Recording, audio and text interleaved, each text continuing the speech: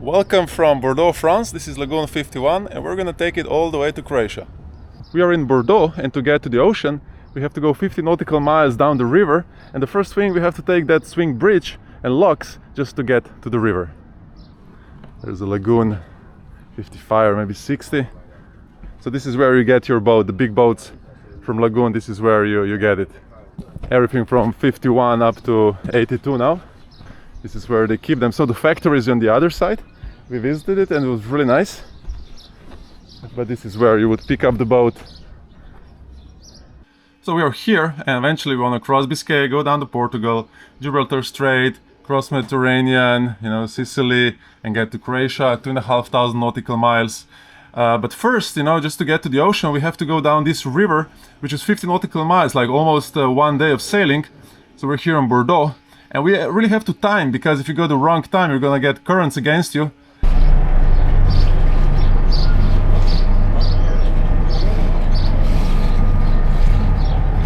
We have left now and we're going towards the gates.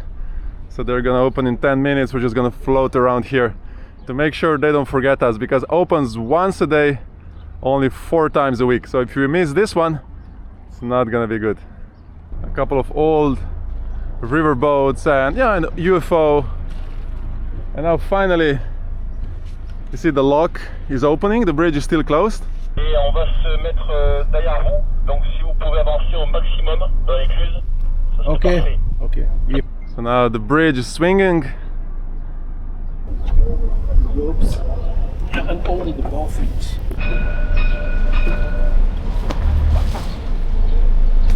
He's jumping. This. So now we're in the lock and we're gonna descend down, because you can see the river is lower. That bridge is gonna swing, and that bridge is swing back. We have another boat behind us. So now what we're doing is the boat is gonna go down, so we have to manually release the ropes as we go down, otherwise they would just broke. And this is the river in front of us, so we're just gonna go out, and on the right side there's this waiting pontoon. There used to be a Lagoon 50, but now 51 has a similar boat, but has this extension in the back, which actually I love it and does really nice when sailing. Just like seems like it's going smoother. It's great for swimming, but you know what? It's sticking out, so everybody hits here. It would be actually better if it was a little bit shorter, but that's why you need a very big fat like fender like this one, because without this, you see, that's too slim and you would just crash. So this is really good to have. It's like a mini Panama Canal, like a good practice for 1 day, hopefully. The locks are opening and our way to river is almost ready. Just the bridge has to flip.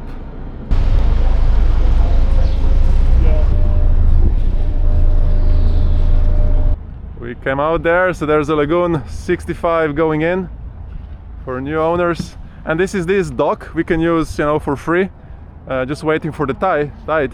And this is the famous bridge that goes all the way up, because the cruising ships go in and opens again once a day. Maybe we'll see it. And on the other side there is a Lagoon factory. So this is the Lagoon factory we visited, and there's a bunch of boats, including the new 82 beautiful boat.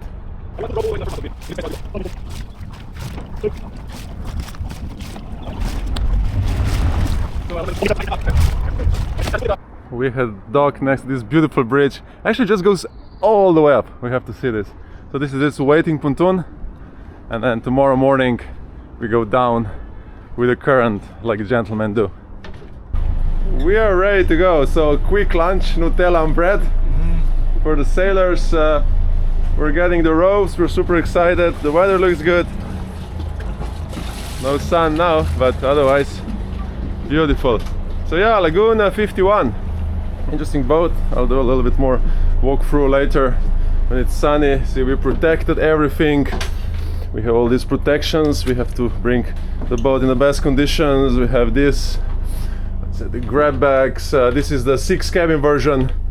I'll go through a little bit later. We protected this. We're just gonna use 1 burner. Loads of toilet paper, paper towels. And we're ready to go. So goodbye, Bordeaux. We're gonna do the rest of the fenders and stuff So all the bridges are good now from here, so we don't have to, they should be high enough. Just, you know, stay in the deep water. It's gonna take us like 7 hours just to get to the ocean. And this river, this is actually the very narrow part. It's gonna get way bigger. And this is already big. Crew is really good. Very lucky this time to have these guys. All very capable. They're like sailors, they know navigation. They just, I think they would be all capable to bring the boat to Croatia.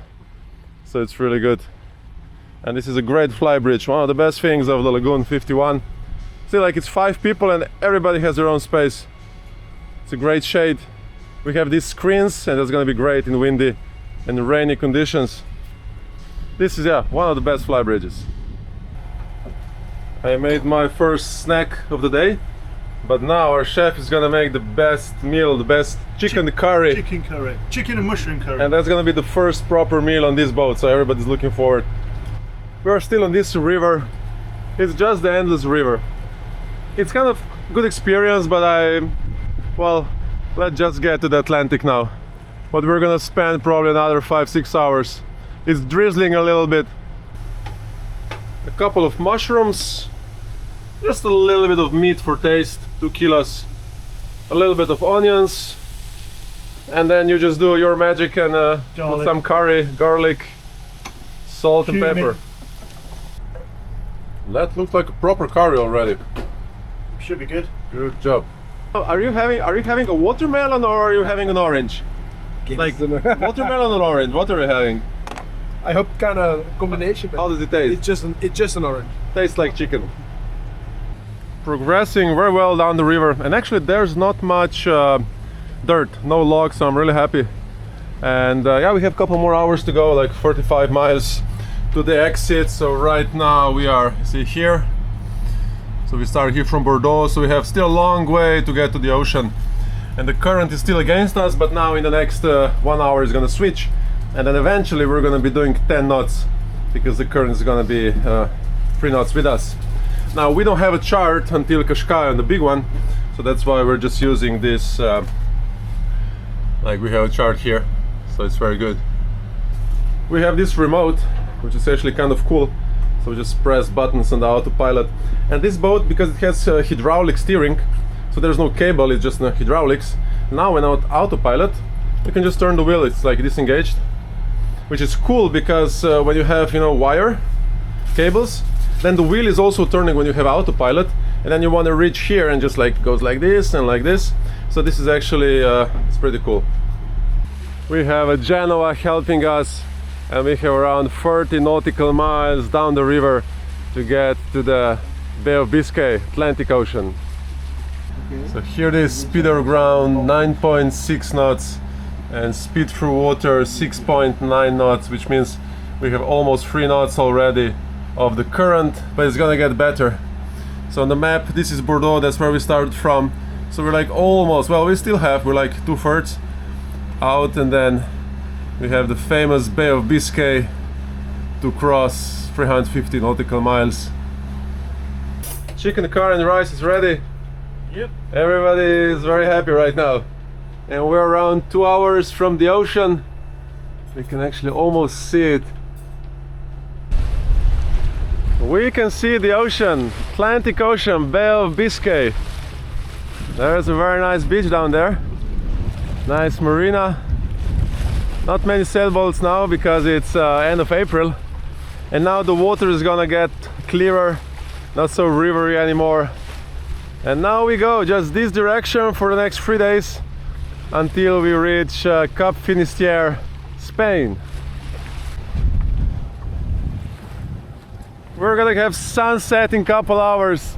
We're out on Atlantic Ocean, Bay of Biscay, full sails, sailing upwind, and couple days in that direction we're gonna reach Cap Finisterre, Spain, and then turn left towards Portugal and get to Gibraltar, Mediterranean. What a beautiful day. Everybody is doing really well. Everybody's happy. We just had a good curry with chicken and rice. Everything seems to be fine on the boat. So all it's left is just sailing. Finally. We have one engine on, motor sailing. There's not that much wind, but the sails are helping a lot. So just one engine, full sails, going into this beautiful sunset. And we should get some wind in 24 hours. So hopefully no engine and just pure sailing enjoyment. Everybody feeling super romantic here, filming the sunrise. Feeling cozy because this place is just nice protection. You don't even feel the wind. So when you come in, this is just like, oh, you're so romantic. Yeah. This is how it looks from here. Just beautiful. Dolphins, our friends. They came to visit us and say, hello, welcome to Biscay Bay. Everything's gonna be fine. Just keep on going. Oh, they're in front. They're probably gonna play a little bit at the bow. They love swimming. Oh, they're around everywhere. They love swimming in front of the boat. Thank you for visiting us, our friends. Come back again. We have half of the moon is getting bigger and bigger, and it's really good because we can see the horizon. Not sure how much you can see on the camera. So yeah, we are like 20 miles from shore, going straight towards Finisterre. There's a couple of fishermen around us. Otherwise, today not much traffic at all. So if I zoom out, so we're here and we need to get around. If I zoom even more out, we have to get around down here to Gibraltar. So everything is fine. We furled the Genoa because the wind dropped now to 5 knots and it's straight ahead. But tomorrow we're gonna get way better wind, so everything is super great today. Good morning. We made it through the first night. The winds dropped, so we're just now under one engine. And actually this boat is doing pretty good on one engine. We have 2000 RPM, burning a little bit under 5 liters and doing around 6 knots, so it's pretty good under one engine. It's gonna get bright very soon and we should get some winds in the afternoon and then they should stay. So we are here crossing Bay of Biscay and we have done 70 nautical miles from the shore plus 50 miles on the river, and we have around 230 nautical miles left to this point. So it's crossing the Bay of Biscay. Depth 147 meters and there's almost no wind, only like 2 knots of true wind speed. And we're doing 6.4 knots over ground, see, just with one engine, running it at 2000 RPM, burning a little bit under 4 liters. And it's just getting smooth. And that was the weather forecast. It's gonna be very calm now, but that afternoon we get the winds.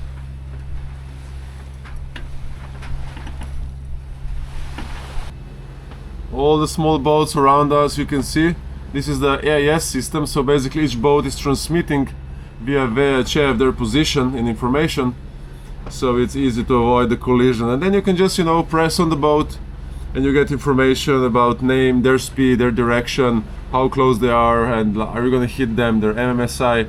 The best system ever. And here on the ocean everybody's using it. Once you get to Croatia, nobody's using it. But it's a really good stuff, and these are mostly fishermen's and cargo ships which must have it anyway. Good morning, guys. There's more coming down there. Oh, there's like tens and tens of them coming. Good morning. They probably had a good fish breakfast and now they're gonna exercise a little bit, have fun around the boat. Look, they're like everywhere. They're everywhere. Oh, nice.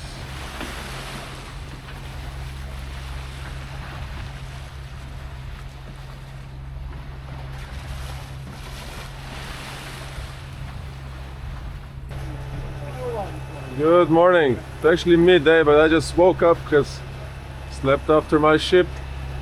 Let's see what they're catching. So what are we catching for? Tuna, mahi-mahi, tuna can, sardines. Today 7 eggs, a little bit of bread. This, like the best sandwich ever. Slowly the winds are shifting, so they're slowly turning, so I guess in a couple hours we're gonna be full mainsails motor sailing and afternoon only sailing, hope so. A little bit foggy, but it's fine, it's kind of warm. Are you having a watermelon or grapefruit today? Grapefruit. It's already getting better. Grapefruit. It's not the watermelon. Not yet, not yet. Next time. We have good news, the winds have shifted, so we are back to full sails and one engine, and we're going straight towards Cap Finisterre. It's kind of drizzling, that could be a better weather, but as long as it's like this is one of the most comfortable Bay of Biscay crossings, and also because it's almost May. When you're here in winter, January, February, March, it's not so much fun. It is such a big sea that we hardly see any boats like during we're sailing. And then on this AI system it always happens, then suddenly everybody wants to hit you. See, this is us and this is a big cargo ship, and it says in 1 hour it's going to be just half a mile away from us, and now there's another one coming here and says that in 1 hour it's going to be 300 meters away. So in all this big sea we're all going to come together at one point. So let's see what's gonna happen. We have full sails and one engine running on 2000 RPM, and we are doing 7.2 knots speed or ground. And there's also only, you see, like 9 knots of apparent wind speed, and it's coming, you know, like sharp upwind. And I think this is like a pretty decent speed, and this motor sailing is really efficient.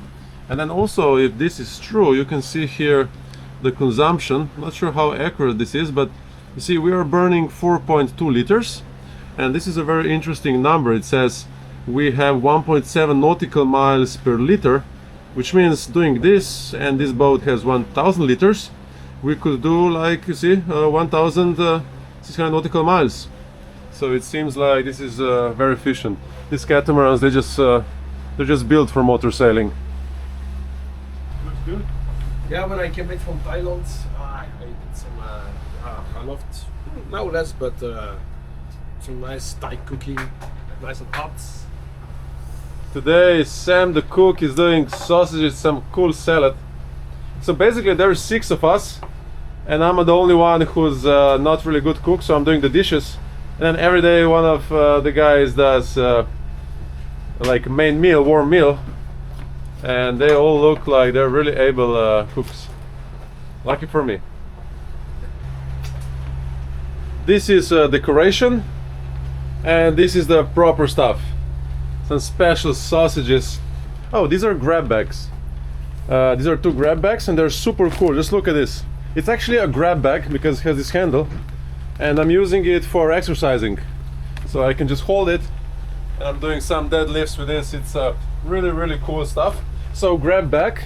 This is in case you have to leave a boat and go to the life raft. And there's some food, first aid, you know, some blankets, whatever you need to survive. And we have life rafts in here. We actually have 2 of them because each is for 6 person, and you just have to pull it out, throw it in the water, and then another one in here. So this is our safety equipment, and this is a brush. You know what the brush is for.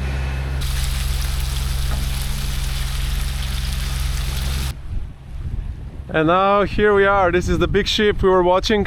So he's just gonna pass in front of us, and the other big one is down there. You can see it, but it's so foggy. Well, let's check how it looks on a... This is like, today is the only thing that happened. We saw a ship. So we saw a ship, and then we saw another ship, and where is the other guy? that's a highlight of the day. Highlight of the day, and everybody, all hands on deck to see it. And this is how it looks here. And then you see we can press on the guy. So he's gonna, in 4 or 5 minutes, he's gonna cross us, and he's gonna be 0.38 nautical miles close. Now the other guy, he turned, you see, on his starboard to get away from us. Beautiful. Oh, now it's blinking, so this is the warning. And still doing really well. We could use more wind, but it's fine.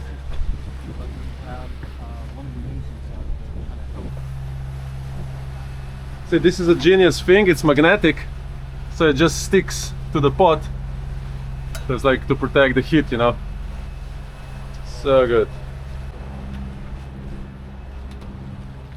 And there he is, crossing us. It's relatively close for the size of the sea.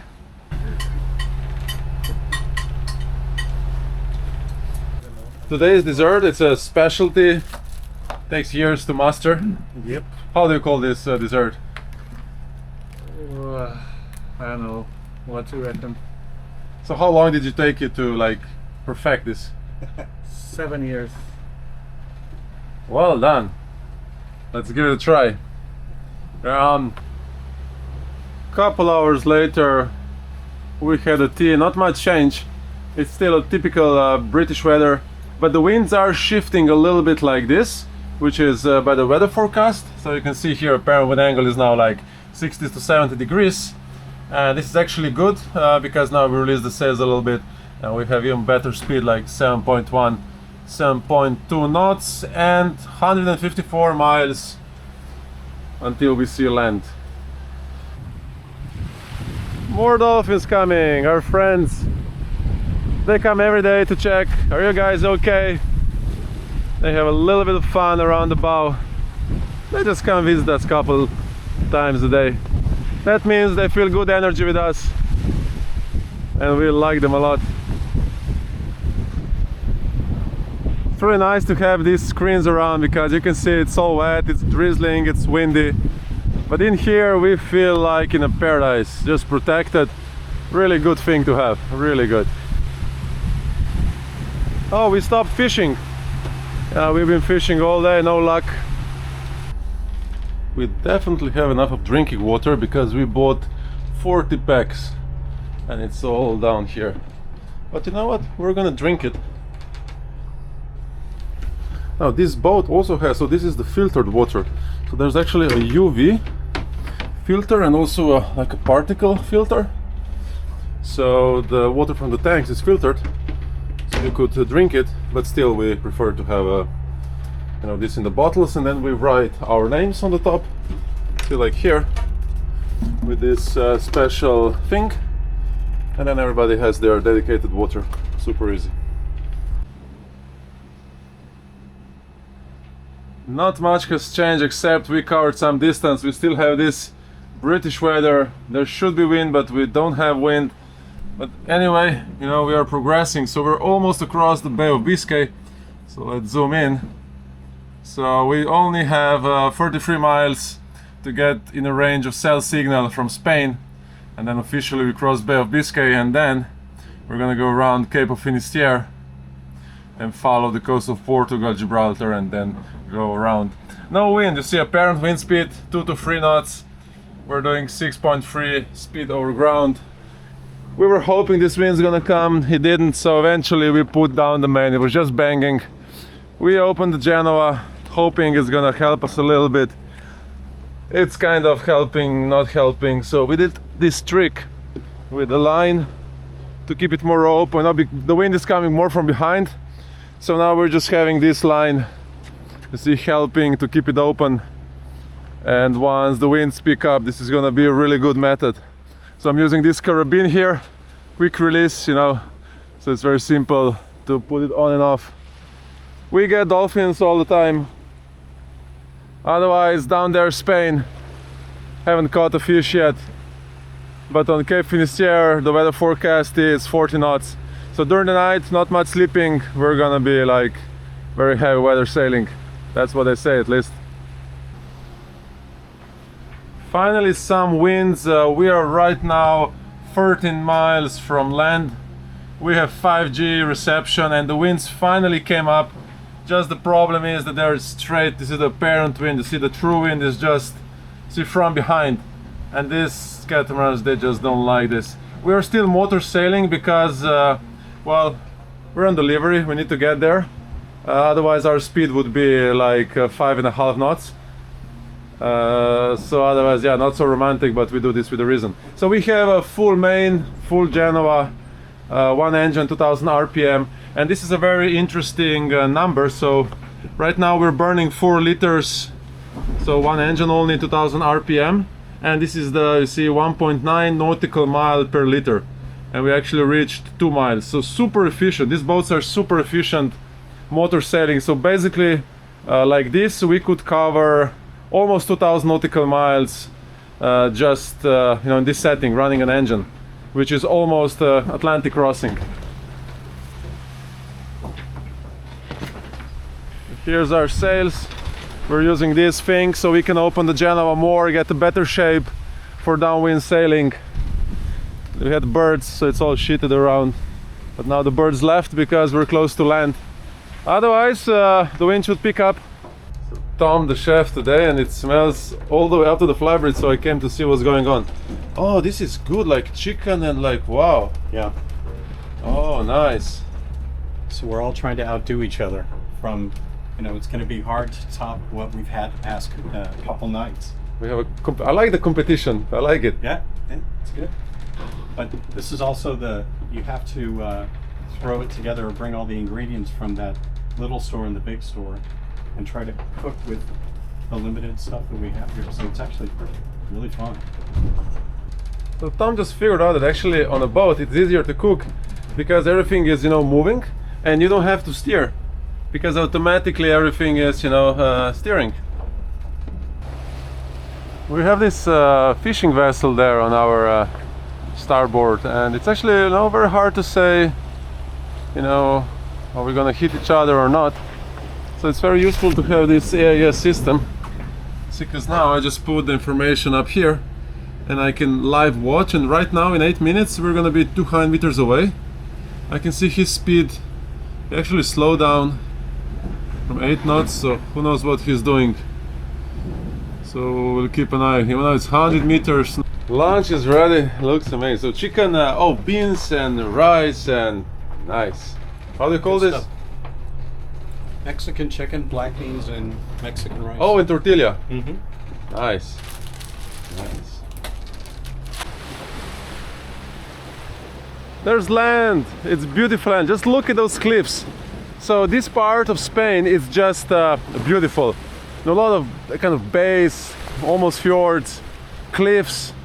Then again, the waves, you know, bounce back. It gets a little bit uncomfortable, but it's good so far. So down there around the corner, that's Finisterre, the famous Finisterre. We're gonna get loads of wind, and we are without engines. Finally we have enough wind.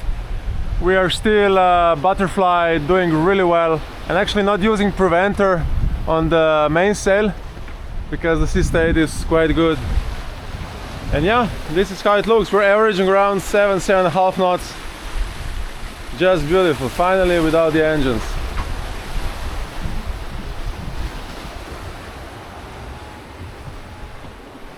Sails, they're actually very happy. The only thing I'm worried about is Finisterre. We might get big gusts like over 30 knots, which means we should reef for the night. This is how it looks from the flybridge, so let's see the numbers. So right now we're actually doing 8 knots, and there's only, see, 18, 17 up to 20 knots of true wind speed. Apparent wind 15, okay, it goes up to 23. We're more or less, you see, the wind is from behind, but this is a very decent speed. We're averaging 7.5 to 8. Really good.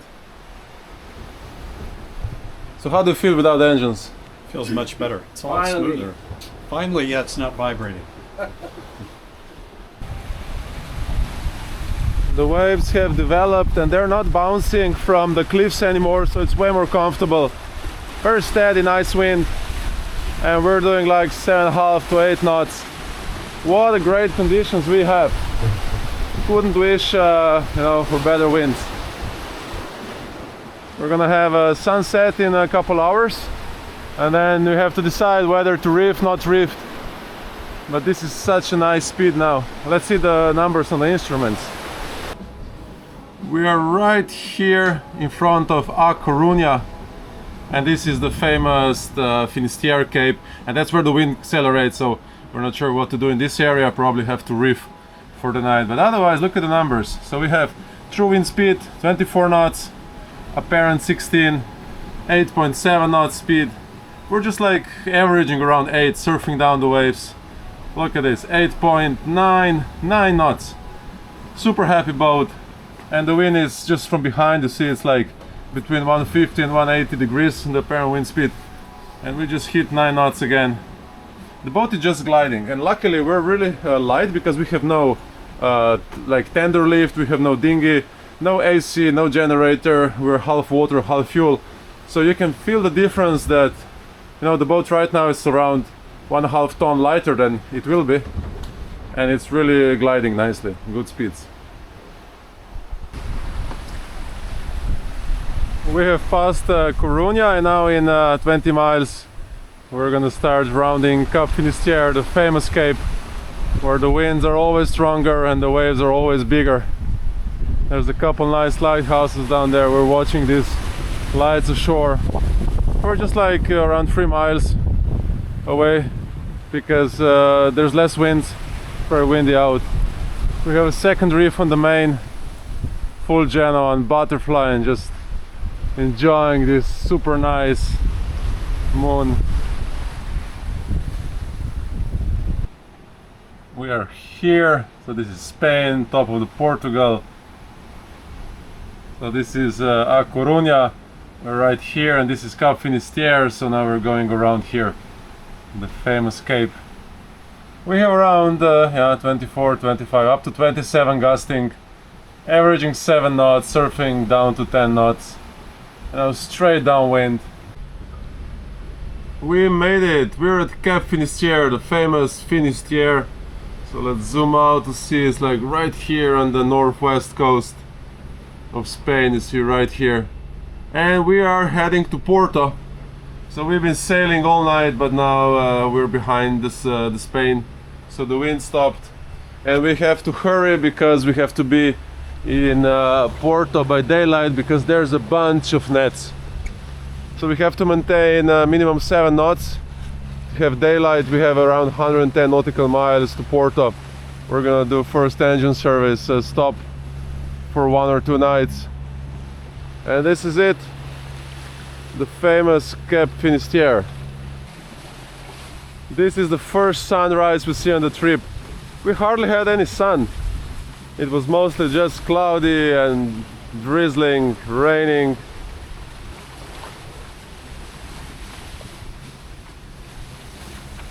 From now on we just go south, so this is the most western point we're gonna be.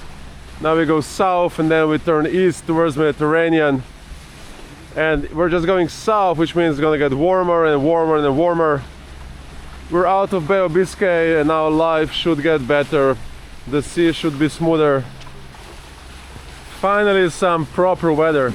We're just in front of Vigo down there, and these are the Cias Island. It's kind of natural protection. I've been there, it's a paradise. Just Google Cias Islands. We are on our way to Porto, so we're gonna be there just at sunset, so we're really hurrying. The wind dropped, so we're really pushing it to get there by daylight because there's a bunch of nets in this area. We just don't want to hook it. We have a small problem because at night when we were reefing, the boom lift, so that's the line that's holding this boom and sail up, just, you know, disattached, probably because the shackle was not tightened enough from the factory. It could go really bad, you know, like this boom could smash everything, but we managed to do it, everything is fine. So the rope is here now. See, this is the rope, because then it just fell through the mast, so we'll have to figure this out, but shouldn't be a big problem. Yeah, we were really looking forward to finally get this weather. And now just south towards Gibraltar, it's gonna get warmer and warmer. Looking forward to jumping into the water to finally have a swim in probably Mediterranean, maybe Atlantic, we'll see. This is a deck wash, so it's basically seawater being pumped, and we put this short hose, and it's like swimming. So we save water, it's really refreshing. It's the best. And then you just rinse on the back. We have showers, just a quick fresh water rinse. It's the best ever. Porto, couple hours in front of us. My specialty of the day. So we have butter, brie cheese, ham and eggs. This is my specialty. really good actually. There's 3 wind farms out there and a bunch of fishing nets. Like down there, there's a little bit. So we're really keeping an eye on the fishing nets, and you don't want to go here during the night because you're gonna hit it. Like all the Portugal coast is just full of fishing nets, and also Morocco coast, like the Atlantic coast. So really pay attention on at night. You should go far away from shore, you know, like depth of 200 meters. But if you go like we are going now, only during daytime. See down there, another one. So it's so this is a sausage stew. Yes. Looks like meatballs. It's more sausage meatballs with a sauce that's very liquidy.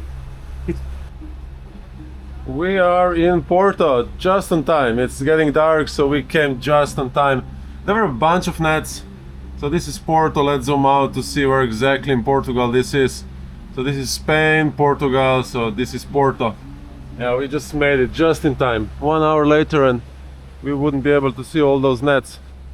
Almost half moon, full moon.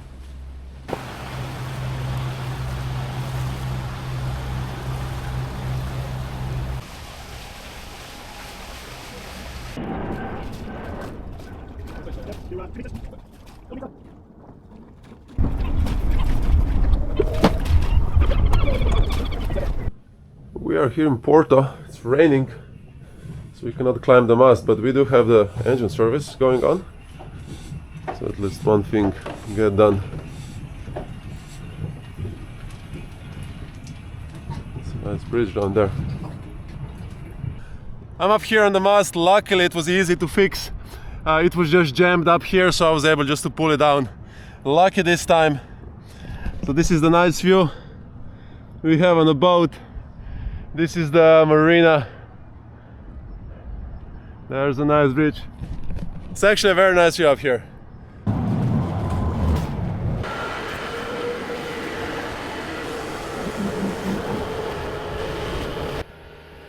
We're gonna take a little bit of fuel, and in these times the price is €2.10 per liter. I think we're gonna use more sails from now on. And here's pretty cool, they're putting this boat out. Always nice to watch all these maneuvers. So we do want to refill our boat here, but you see, we need to get there. So this is kind of funny. So we just refilled, but you can only refill like 73 euros at a time, so 45 liters. So now we have to go again. So imagine filling up 1000 liters. This is perfect. So now third attempt, actually not attempt, the third filling. So now it's 25 liters, let's see. Maybe we get lucky today. Okay, 70 euros, 70, oh, we're out. It stops. That's actually fun. So you have to do, to fill up the boat, you have to do this around 100 times. And we can only fill one tank. And now you wait until he processes the transaction, and a new one. We'll get there slowly. So while we were fueling up, like Phil had plenty of time to cook the whole dinner. So he cooked all of this chopped while we were refueling. Now let's go. First we came in, like turned around, and then I called them if you can use that one, and they said no because the authority is blah blah blah blah. Okay, we turn the boat, come in here, figure out the hose is too short. Okay, we'll put more in this tank. Okay, then it stops at 73. So I like this marina, but it's not the best place to refuel if you have a proper boat like Catamaran. Let's go. Fisherman's coming in. There's this nice bridge. And there it is, Atlantic Ocean.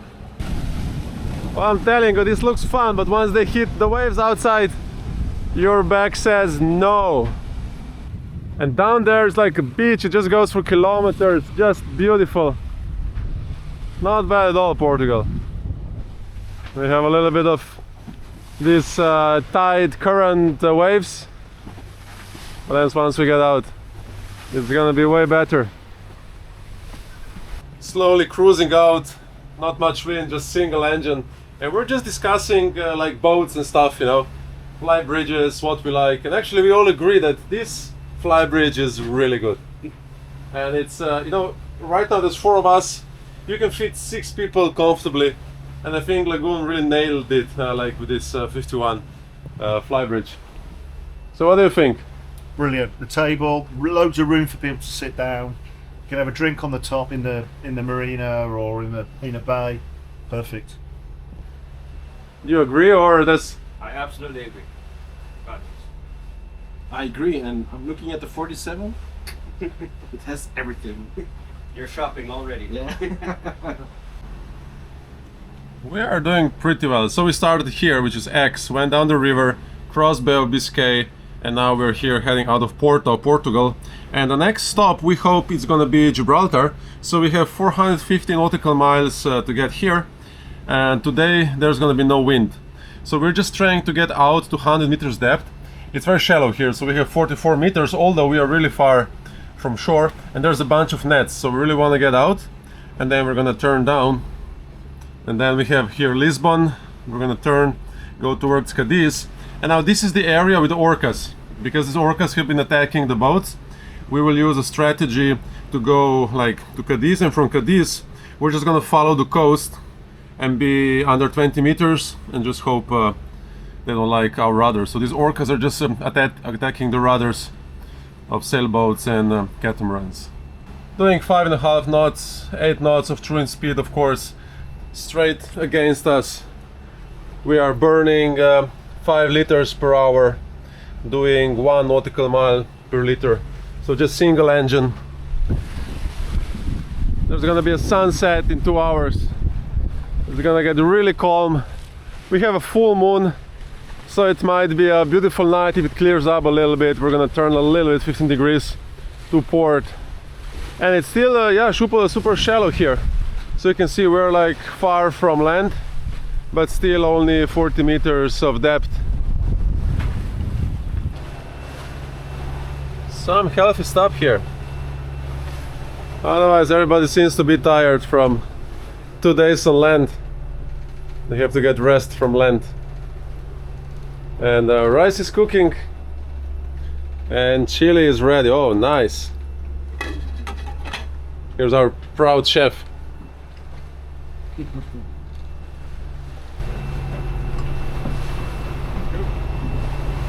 And this saloon also, it's such a nice, I love this inner area, and it can easily fit 6 of us. We can sit comfortably. I really like the top flybridge and this. It's just well done. So we have these plates from Decathlon, which are great, stainless steel, but they hit so high that we put this under, otherwise we might damage the you know, the table. But these are way better, ceramic, this is way better. So I'm not bringing this anymore. They're great, but they just hit. Beautiful sunset. 3 guys enjoying the ride.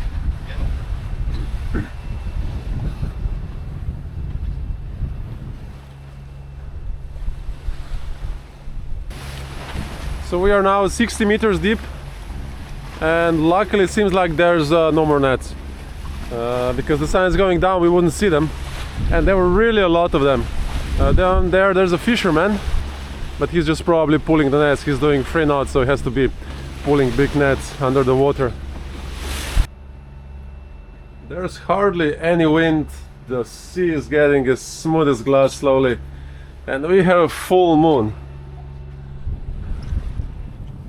And it's actually a beautiful night.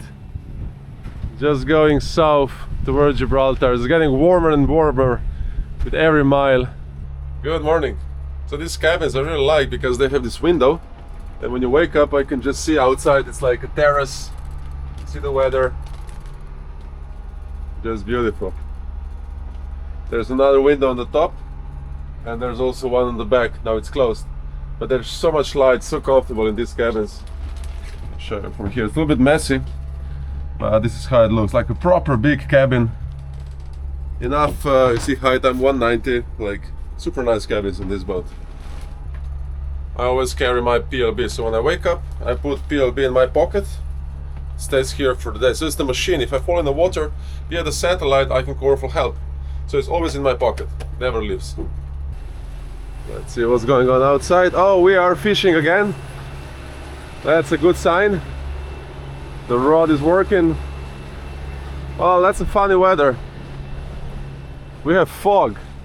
It's 1st May today. You don't see anything. Good morning, guys. Morning. Sometimes the fog lifts and sometimes it gets thicker. That's what fog does. Comes and goes. I was hoping for a nice sunny day, how it looked, but we should be putting those every couple of minutes, right? So Yeah. We'll get the horn. yeah, it's not the best in fog. Very quickly you can hit somebody. It's like driving a car at night without lights. Today Maestro is doing bolognese. Yep. And I just learned that you have to start with garlic, because you chop garlic, because garlic needs air, so it has to like stand. And while he's like getting the air, you do the onions. So small trick of big masters. Yep. And this is my breakfast. This is my specialty: eggs, butter, cheese, and sausage. And we have a very smooth day, so we have an office. So that's a good thing of the Catamaran. You're in the middle of North Atlantic Ocean. You have your office, you can have Starlink, super fast internet. You can do whatever. This is like a house, floating house. Are they biting? Ah, man. Ah, they're not biting? Not even once. Not even once. But I've put the other lure, the initial lure. Now this is what I'm talking about. Bolognese. You can see a happy man in the middle of the sea. So what do you think? No wind, but this is great here, huh? It's great. It's like a super nice mirror. Hey, look, it's a shark. There's a shark. There's a shark. That's a shark. Oh, it's a small shark, but it's a shark. Let's get it. It's going straight. Hope so. It's going for my lure. Great. Shark, no swimming. This pasta is just amazing. Like, it's just like al dente, perfect. Like, this is one of the best bolognese I've had. So good. So there's a trick, and I thought I figured out, but actually our chef did it intentionally. You see, this pasta has these, you know, spaces in between. So this is intentionally, so the sauce goes in, right? So whenever you take this, like, it's filled with bolognese sauce. It's just, that's genius. So good. Another beautiful sunset, and today not much happened. We just have motor sailing, light winds. We've seen a bunch of whales, dolphins, shark. So we have a little bit of Genoa, motor sailing. The wind's gonna die, so just engine for next 24 hours, then we should get a little bit better. But I'm gonna show you something that's very funny, right here. So these screens, see, they're like white color now. And for the night we want to put red color, because red color just doesn't affect your eyes so much and you have much better night vision. Now something that should be, you know, like a 1 second job looks like this. Actually this screen, it's pretty easy. So you go like night, and then also you adjust the brightness. Okay, so this one was easy, right? But the thing is, they're not connected, so I have 3 more to do. Now this one actually has a shortcut, so you can press, and then you go like night mode, and then you go a little bit down. Okay, this one's set. Now we have 2 more to do. Now they do have like a shortcut for the brightness, right? Up now. But I have to go all the way into the menu to set. So menu, all the way down, display settings, colors. See how much clicks you have to do?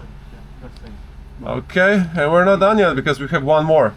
Now this one, if I go to the shortcut for the brightness, I'm gonna disengage the autopilot. How stupid that is. So I just dig in the menu.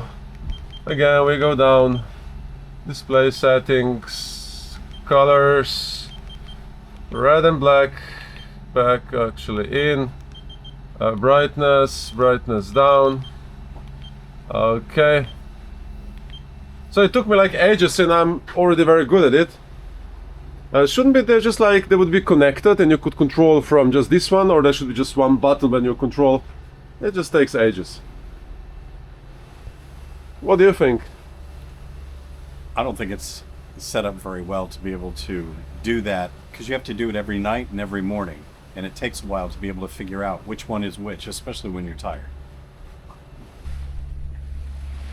Good morning. Very peaceful night today. Not much sailing, just 1 engine, kind of boring, but we are next to Sagres. There's a lighthouse and we're gonna turn in, and in one day we're gonna be in Gibraltar. So this is a big turning point, and from now on we're just going east towards Croatia.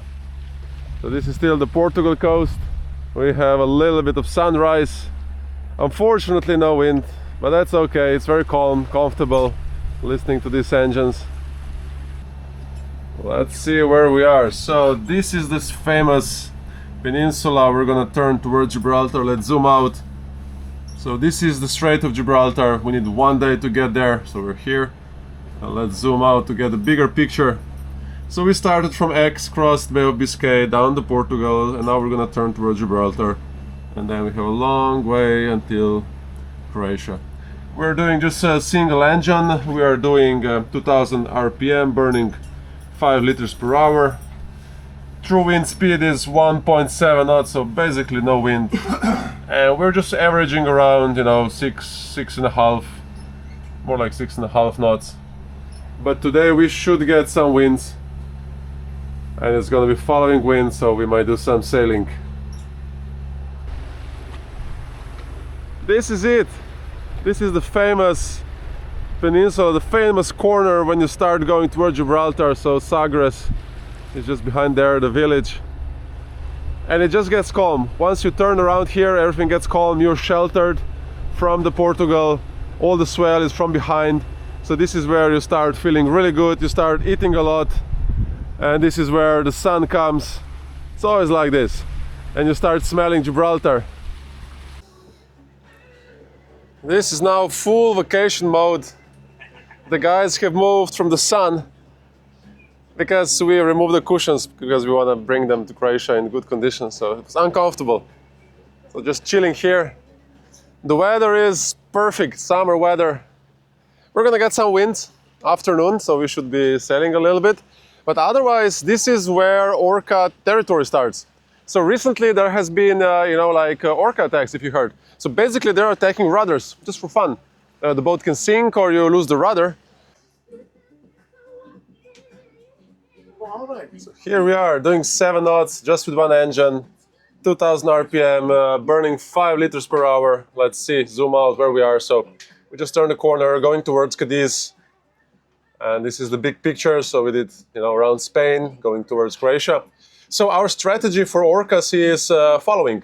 So most of the attacks seems to be in this time of year here, and then orcas move up north in summer, so you'll get attacks all the way up to Coruña.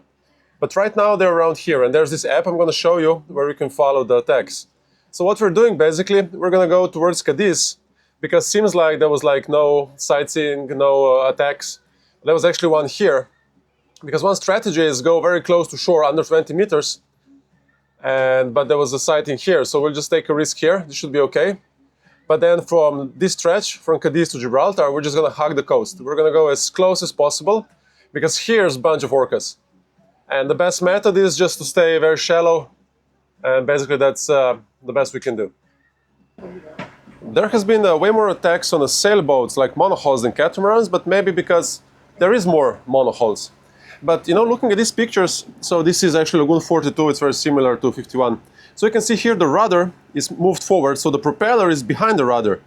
And it's very short rudder, so it's probably just not so much fun to play with the small rudder than the big monohull rudder. And if Orca wants to get to the rudder, it has to pass the propeller. Like monohulls would have, rudder here and the propeller here. I'll show you later. So I just think this is like cool setting, so it looks like this. This is the propeller and the rudder is forward, or like on this picture, you see, the rudder is here. It's a relatively short rudder. So if Orca wants to hit the rudder, it has to go like past the propeller. So I think this is just not so much fun. And this is like a typical monohull, so like propeller is here. And there's like a big rudder, deep rudder, just free hanging, so it has to be way more fun to play with this. And then also with the catamaran, if you lose one rudder, you still have another one. This is this app, GT Orca Atlantica, and it's like basically saying where they saw orcas, where the attacks were. So the green, you see, like this is like 24, this is like 1 week ago. It says sighting. The red, it means actually physical contact, so this was like 2 weeks ago. So this is the reason why we are going like directly towards Cadiz, because you see, going shallow, there was also orca attack. But the most is here, so that's why we're gonna go towards Cadiz and then just hug the coast, being under 20 meters, and that seems to be the best option. Seems like the worst is to go like straight in, and most of the attacks happen usually during the day in calm conditions, boats 12 to 15 meters, you know, doing 6 knots. Usually in rough weather, I think like way less, and seems like at night also less. For weather, I've been using Windy app, and I think it's probably the best right now. So you can just see the winds, and then you can go, you know, scroll forward, and then you know, just see what the winds are going to be doing. And actually, we're very lucky because we just have light following winds all the way to Gibraltar. And then on Monday, once we get to Gibraltar, we're going to get really strong winds, you know, for 2 days. And I just hope we're going to have no engine, just finally pure sailing towards Ibiza. So it's time to change Portuguese flag for Spanish flag. We're gonna enter Spain in no time. And we put these cushions out, so now we really are in a full summer mode. So how do you like these cushions? Excellent. Fantastic. It's like lying on a double airbed. I actually think you turned it upside down, the flag. Just double check. No, it's upside down. The red should be on the top and the red should be on the bottom. It has to be upside down. Yeah, these are one of the best flags because you cannot go wrong. Like, imagine you put the flag up and you're turning it upside down. I don't think authorities or anybody locals would like that. So that's why Spanish has it very simple. You know, whatever you do, you're okay. Portugal, no. Portugal already you have to do it correctly. This area also gets a bunch of cushions, but we just, you know, store them inside so they don't get salty. But, you know, cushions here, cushion over these frames, so you have like a perfect area. And these steps, I haven't seen this before, but you see this? These are steps, and they go down into the water, so you can go into the water from here. And I haven't seen this yet, but it just looks genius. Really want to try this. Like a great idea. So with this flag, what we're saying is, okay, it's Spanish flag, but actually you're saying that, okay, I'm aware I'm in Spain, and I'm aware of your laws, and I will respect them. That's what you're actually saying with this flag. So we were just watching this here, yes, and we found there's like, you know, sailing vessel, and it's doing like 16 knots. It's like 16 knots, and it's really doing 16 knots. You see, we have true wind speed 6 knots. Like, there is no wind. It's true wind speed is 6 knots, and this guy is doing 15 knots. Like, we said it's impossible, but then we googled, and this is the boat. So it's basically a foiling trimaran, and it's ridiculous. Oh, this is the video. Oh, you zoomed it in. Yeah. So this guy is like literally, he's right down there. We're under engine, there's no wind, he's doing 15 knots with sails. How's that possible? So what's cooking? Sausage. So we're gonna do sausage, tomato base, so pureed tomatoes, onions, garlic, black beans, and then we're gonna have it with couscous. Nice, nice. I like this sound. It's like almost like a steak sound. Yeah. Beautiful. Life on board is getting better and better, and not just because we're gonna have this beautiful meal, it's because the wind is picking up and we are motor sailing, which is way better than just motor. And we have all the sails up, we have sun, so finally we look like a sailboat, still cheating with the engine. But in a couple hours the wind should pick up enough that we can shut down the engines, because right now you see we do have 10 knots of true wind speed, but it's from behind, so we only have a apparent wind speed of 4-7 knots. So if you shut down the engines, we're just gonna be so slow. As I said, we need to get to Croatia. They need this boat for charter, so we're on time schedule. Here we are. So to Gibraltar we have 140 nautical miles, so we'll be there tomorrow, refuel with cheap fuel, and then we're getting good winds. Now the sailing is going to start. Another thing you see here, this is load, this is voltage, this is engine hours, RPM. So load, you know, on diesel engines, load is pretty important because actually they're built to run on you know, quite high load. You don't want to like idle these engines. But really they never go much over 30. You see, like we're now single engine, so you could say there's some load, 2000 RPM, and it's only 30% load. So I would like kind of, you know, call this low load. But these engines are the best. Yanmar, it just goes, never breaks, like whatever you do with them. You can put olive oil in there, they're gonna run for ages. It's just the best engine. So how do you like this non-British weather? It's fantastic. Factor 50. You can say you feel not like home because It's not like home, no, definitely not. But the factor 50 will keep me nice and white. yeah, you tend to turn into the lobster, right? Lobster, yeah, red lobsters. Yeah, you're still good. You're like, Doing all right. Look, that's not bad. oh, you're good. You're good. So what happens now? You see, we're burning now 4.9 liters, so the efficiency 4.8 liter, and also our range per liter just increases a lot because we gain speed with sails and we reduce fuel consumption. So right now you see we're doing now 7.4, so we like gained, you know, half a knot. So which is the best country in the world? Brazil, of course. Why? Sun, good beaches, and good weather. What about food? Amazing food as well, yeah. And finally, after 7 days, this is the second proper sailing. We finally don't have any engines. Full sails, beautiful weather, heading towards Gibraltar. See, like perfect seas, just following seas. You see, no sideways. That's it. This is like vacation sailing. Comfortable, we're making sausages. So let's see the numbers. We have so we have 12 knots of true wind speed and 8 knots of apparent wind speed. The angle is apparent wind angle is 150, and we're doing 5.2 knots. It's not like a rocket speed, but it's good enough, and it's actually gonna bring us to this point where we want to go.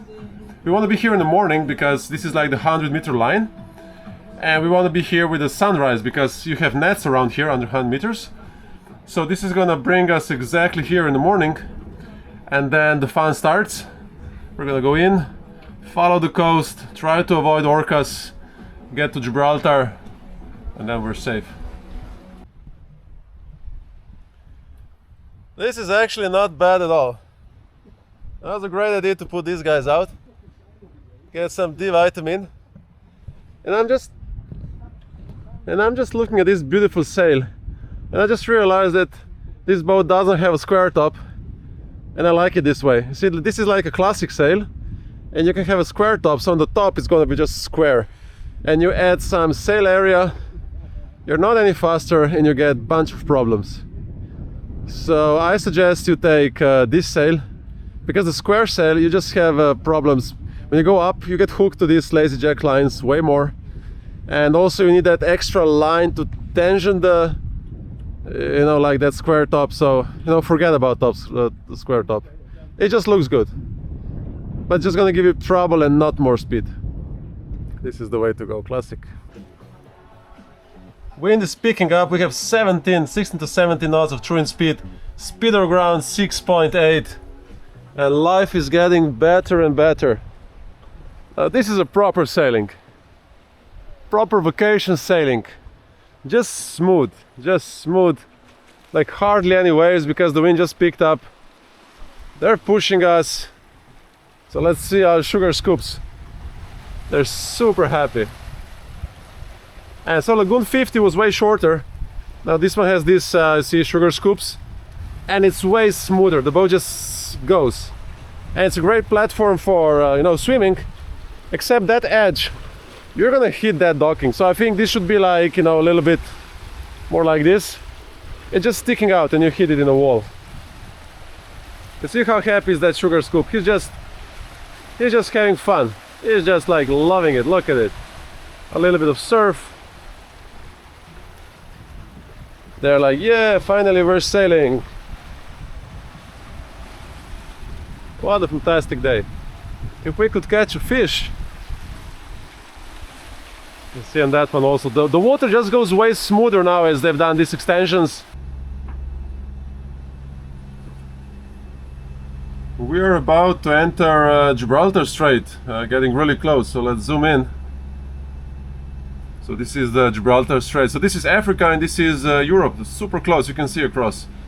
So now we're gonna get really close here to these tuna nets and then just hug the coast. Barbate, this is the worst area, so we really go under 20 meters here, follow the coast, get to Gibraltar.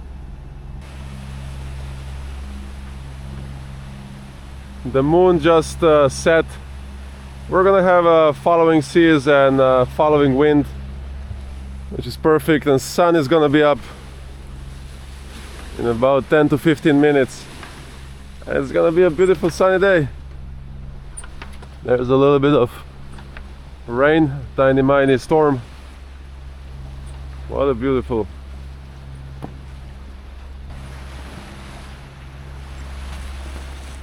We have a group of dolphins. Good morning, they're saying. We're gonna play a little bit with the boat. Well, this is always a good sign. They always bring good mood and happiness. We are now already in the orca zone, so we are observing carefully. We're actually doing 8 knots full speed. Once we really get to the danger zone, we just might go even faster. Seems like orcas like 6 knots, but these are just the theories, you know, nobody really knows. Flybridge in this situation is a big win, because when you're up here, you have such a good visibility, not just for the nets. You can really notice any animals like dolphins, because when you're on a monohull and very low, you're not gonna see really well, but from here, this is like the best. And Flybridge is the best anyway. We are now on 20-meter depth, so this is supposed to be a safe depth. Another catamaran doing the same, and there's one sailboat doing the same. We can see the reef far in front of us, and then just behind is going to be a Rock of Gibraltar in the clouds, because they form. Here we are, and this is Gibraltar. So now this is Barbate. This is like the worst. You're just saying like that catamaran is down there via the AIS system. That's good. So this is like the worst area now, so we're really gonna go shallow. So we're trying to squeeze between these rocks, stay super shallow.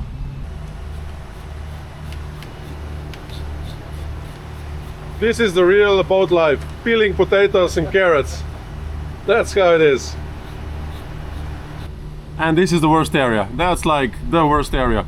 So that's why we're gonna squeeze across these shallows and just go very close to shore. Just follow like as shallow as we can go. This is Trafalgar. This is like where the famous battle, was it Nelson or who? Nelson. Yeah, they had a big fight here for Trafalgar. And actually looking from here, maybe not on the camera, but this is beautiful, like the beach all the way down. It's all green. There's a beautiful village, some cliffs down there. I think I'll be back here, you know, with a car. We're going over these shallows, and you can see very clearly, because there's a mess. And you can see the water behind is just flat, and in between is just a mess because of all the currents and stuff going on. And here's Tarifa. It's such a nice view here, like that color of that sand beach is, it's unreal, and that cliff. This is one of the nicest coasts I've been sailing by. It's just magnificent, like the colors, like the Trafalgar, now these cliffs. Just amazing, just amazing. Somebody's cooking something super healthy. So this is the decoration. So where's the meat? Where's the meat? Okay, there's some sausages and more decoration. And even more decoration. Today's like a vegetarian midday. We are in front of Barbate, and this is where most of the attacks happen. And then all the boats, they take them to this marina and they fix them here. So let's zoom out. So this is Barbate, this was Trafalgar. And you see, this is like the beginning of, you know, Strait of Gibraltar. Barbate and the marina. That's a beautiful town, beach, wow. What a great place. And on the other side, we have these nets or whatever this is. And we don't have it on the chart, but you can see it just stretches from here all the way down there. So you really need to be careful during the night. We are just full speed. You can see the way behind. We are just full speed, you can see. This is not something you like would normally do, and we have full sails. We're motor sailing. We're just trying to be as fast as possible because like we think the orcas don't like the speed so much. So actually, we're burning 11.6 liters right now, and we have engines around 2200 RPM each. And our speed through water is 9.5 knots, speed on ground 8.4, because it seems like there's a little bit of current against us. And we are like here, so Barbate, we passed, and we just want to have speed because I think the faster you are, the less chances and harder for orca to play with your rudder. And also our propellers are pushing the water behind, so it's probably not that much fun for them. Another fish far in front of us. We're just passing Tarifa. You can see all the history here, where they kept the cannons. Oh, the beautiful beach, colors in the water. What a great place. And then Morocco on the other side. Life is good on this boat. Today was such a nice day. Like, this was like amazing experience. Such a nice coast. And it's even better because we finally got a current with us, following us. So we have like around 0.4 knot of current. We're doing 9.8 speed over ground. So 2 engines, 2200, full sails, and just flying because we want to catch a fuel station. The fuel station closes in an hour and a half, and we want to get a cheap fuel in Gibraltar. That's why we're pushing it so hard.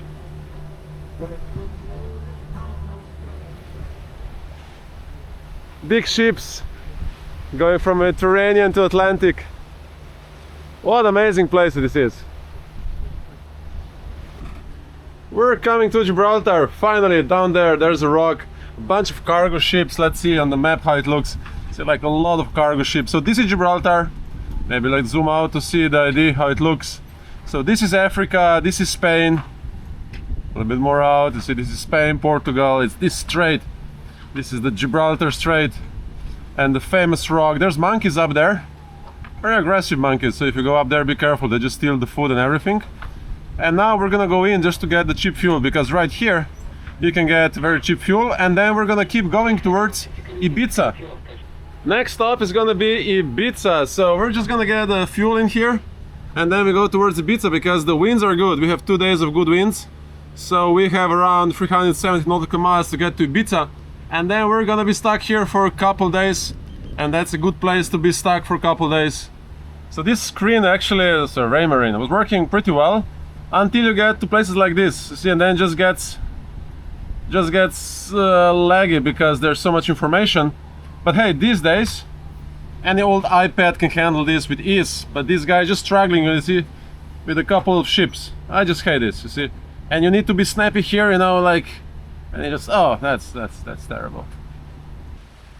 So all these ships stop here because they refuel, and there's no like dock or fuel station. It's actually this small boat you see down there. So they just come and give fuel to the big boats, and everybody stops here because it's just very cheap fuel. Coming to Gibraltar to refuel, and on the left you can see this is a runway. This is the airport. And then when you want to go from Spain to Gibraltar, they actually open the doors and you walk across. And when there's a plane, you have to wait so the plane lands, and then you can walk across to get back home. Pretty cool. So guess how much is 1 liter here? So up in Portugal we paid 2.1 euro per liter. Crazy. And here it was 1.4 and something. So like almost like 0.7 euros per liter difference. So that's why we like to come here. And the next stop, actually Formentera, next to Ibiza. Here's the airport, landing strip. No planes, would be nice to see them. And you have to be careful when you go see like around Spain. You have to go far out, otherwise they could hit your mast, I guess. Successfully refilled, full sails up, and doing slalom. We're doing slalom to exit Gibraltar, and then yeah, we're officially in the Mediterranean then, and our course straight to Ibiza, 2 nights. Gibraltar flag goes down, Spanish goes back up, and very soon we're gonna have Italian flags.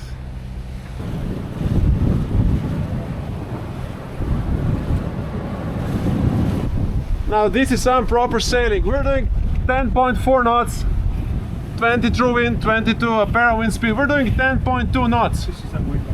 We're just flying. This is how you sail for Gibraltar. In style. Full sails, 10 knots. We're just blasting out of Gibraltar. Beautiful. So much wind out there, it's gonna take us to Ibiza. Finally proper sailing, no engines. Look at this. Look at the sugar scoops, they're just like, this is the most fun they ever had. Beautiful. Super happy sails. Oh, we're just flying. Unbelievable. So bye bye Gibraltar. See you next time. The speed now, oh, 10.7. We are like 10.7, 17 true wind speed, 20 apparent wind angle 55. This is just beautiful. This is the rock, and now we're gonna turn straight downwind Ibiza. This boat, oh, 10.9, 10, 11. We have 11 knots. This is nice. We are cruising, and there's like not that much wind. You see only 17 apparent wind speed, but of course it's a good angle, 10.8, and it feels so comfortable, like we could make some steaks. We have turned downwind now, so everything is now slowed down. That's how it is when you go downwind. Another beautiful view on the rock.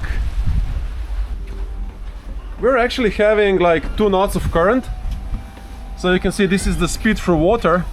There's like a water mill on the hull which is measuring speed through water, and this is GPS, and the difference tells you the current. So we have 2 knots of current right now, and now as we've turned downwind, so we have wind autopilot set to 146 degrees from starboard, so the boat is just gonna keep the angle to the wind. If the wind shifts, the boat is gonna shift.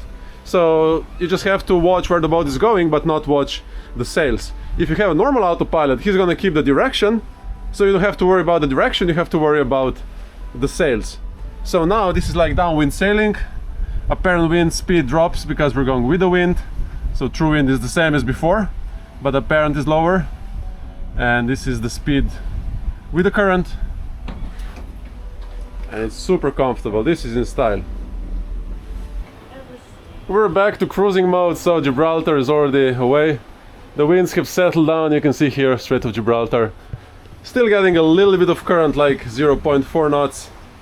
And this is gonna be our course for the next day. So we have 20 knots of true wind speed, 13 apparent, and we have set our wind autopilot on 147 degrees apparent wind angle. And we're just cruising down, you see, speed over ground 7.6.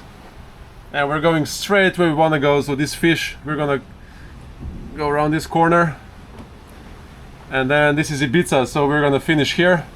So we go like this, and we're gonna have 2 days of these winds, and this is really given to us from the gods. Using this extra line to keep the Genoa happy, more open. Super happy sails. Following seas, 20 knots of wind.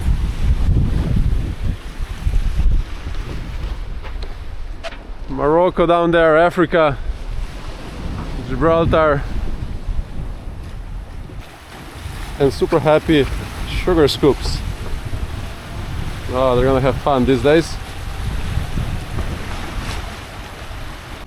This is how it looks. We have to go through all these ships. It's a mess, but actually when you look out, So it's a ship there, it's a ship there, ship there. Like, you know, sea is really big. But when you look at the map, well, it looks really crowded. So let's see what's going on now. We still have 21, 22 knots. We're doing 7.7 speed over ground. Our apparent wind angle is 150. But we are off course. We want to go to this fish. And what is the fastest way? So we can keep going with the sails like this on one side and then maybe do, you know, zigzag. Or we can go straight and make a butterfly. So butterfly is going to be slower, but shorter. Or we can go faster and zigzag and make longer way. And then there is this number, VMG, velocity made good. So basically this number tells you the speed straight upwind or straight downwind. So if you're not sure what's faster, just give it a try. And this number has to be the biggest possible. Right now it's negative because we're going downwind. So it has to be the biggest negative. So let's just observe now. So we have around 21 knots of true wind speed. And the VMG is around, you know, like -7, 7.5. And our wind angle is set to 150 apparent wind angle. So let's give it a try. Let's go to 140 degree apparent wind angle and let's see what happens with VMG. So basically our speed or ground should go up, but we are doing a longer way. And let's just observe the VMG. If the number is gonna go up, then it's better. If it goes down, then it's worse. So we're surfing down the waves. Like we are reaching actually bigger numbers because we are more efficient also in surfing down the waves. So it seems like this is actually faster. So we now made a butterfly, which means we have main on this side, Janam on this side, and let's see numbers. Oh, VMG is like 8. So the wind is still the same, or actually maybe even, no, it's the same. And the VMG, like, let's observe a little bit. Okay, the wind dropped a little bit, but it's definitely faster. And also the boat goes very much smoother because we're going down the waves, so we're not like this and they don't shake us. And this is what I have figured out with these Lagoon catamarans anyway. You always want to go straight downwind, butterfly, and it's in the end it's going to be faster than zigzagging. And when you're sailing upwind, you really want to go slow and sharp instead of going for the speed, because you're gonna be like way better VMG and you're gonna get upwind much faster.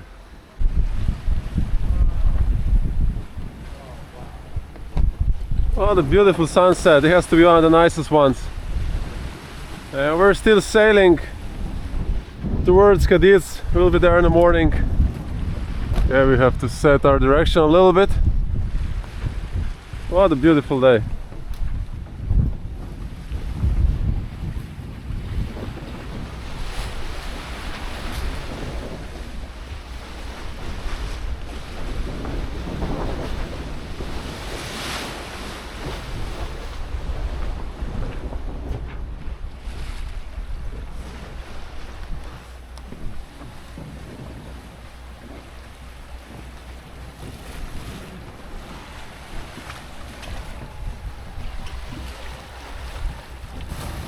We just turned the underwater lights on and it's pretty cool. Like even when sailing, it's pretty cool.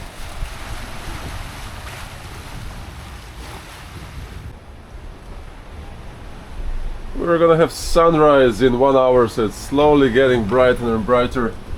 And we're doing really good, so we still have around 24 knots, so we were like averaging 20 knots of true wind speed during the night. We were like averaging around 7 knots. We still have a lot of traffic, so everybody's aligning, you know, to pass through the Gibraltar Strait. And we'll go here towards Fish, turn up towards Ibiza. So this is Ibiza. We came through Gibraltar Strait, go up here. We have the sun. It's so nice when the sun pops out. And then everything just seems smooth, you know. When it's dark you feel like, oh, the waves are 10 times bigger, the wind is 10 times stronger, and then the sun pops out and everything just seems like very normal. So today in around 10 hours we're gonna go around this Fish, is the corner, and then we start going up. And I'm just watching mainland, and seems like there's snow in the mountains. It's white, it looks like snow. So it's like beginning of May right now. Everybody's now used to the sea, so we have quite rough sea, I'll show you, but you feel Olympic, right? We're all now have sea legs. All good. No problem. How do you feel, Phil? Amazing. Every day you're like, have more energy. Yeah. Before, I couldn't stand there, couldn't make a cup of tea.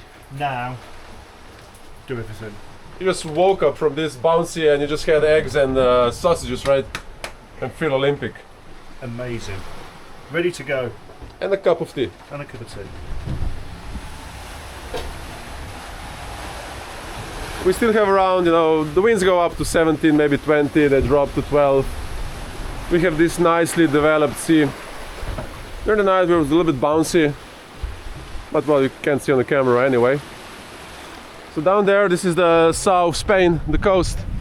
You can still see the snow in the mountains. It's beginning of May, but still, it's kind of cool. We did switch the butterfly, but it's still a butterfly. Actually, now the sails are pretty happy. Earlier the main was banging a little bit. That's the Ahil heel, from these catamarans, that when you have bouncy waves, it just tends to bang bang. But otherwise now, as we're getting closer to shore, more up north, we get out of these main waves and wind going through Gibraltar. So it's gonna get, nicer and calmer. So we're progressing well towards Ibiza. And it's gonna be a sunny day. Everybody's feeling great. It's actually, I would say this might be the best team I ever had on a boat. Everybody's just fantastic. Everybody gets along really well. Everybody's trustworthy. I can just trust them. I can sleep really well. So I'm really happy to have these guys on the boat. It doesn't happen. There's usually always one, there's always one, but we don't have this one. We're just feeling great. So Tom, how do you feel now? I feel good. After last night, and dodging some pretty big tankers, which actually weren't a problem. So what do you think? How's this trip progressing? How do you feel like from the beginning and now? Any difference? Well, much better now. Feel more confident. And now just enjoying and pretty good weather as well. So how hard was Bay of Biscay and Atlantic coast? You thought it's going to be harder or easier? Well, at first I didn't imagine it could be that difficult, but only to experience, then you see how hard it is. But now it's fine, and all good. Would you do it like again, just for fun? Yeah, sure, for sure. A good challenge? Yep. I think everybody needs to experience this once in a lifetime, just to know your limits and trust yourself and be a better person in some ways. Yeah. Would you do Atlantic crossing now? Yeah. Everything, even Cape Horn. Let's go. I'm in. All right. Yep. Hang on. No. This is our IT guy. So without him, we wouldn't have Starlink, and Yeah. we would be just lost in the sea. And thanks to the Starlink, I'm working right now. Oh yeah. That's good. That's good. So how's been fishing? I think that rod is just slowing us down. It was effortless for me, but yeah, no results whatsoever up till now. So now you've crossed Bay of Biscay, North Atlantic coast. So what's next? Are you dreaming about ocean crossing now? Not really. I thought I dreamt of that, but doing this, I think it would be, in the long term, a bit too boring for me. But what I would definitely do is moving boats from one island to the other in the Mediterranean. Island hopping. Island hopping, yeah. That would be nice. That's actually the best, yeah. What a beautiful ride. So gentlemen, they go with the sea and with the waves. And this is like a proper sailing day. Not stressful, just like cruising at 67 knots downwind. Sugar scoops, extremely happy. Our Starlink, this is the Starlink Mini. It works amazing. It's just like amazing. You can do whatever you want. I like these white caps. Happy sails. But let's go inside. Let's see a little bit if there's any noises. Just how it feels inside. Is it calm? Because actually, as soon as you step inside, it's just peaceful. It's calm. It's like almost like being on the anchor. And when you go down, You see, it's also, I'll be a little bit quiet.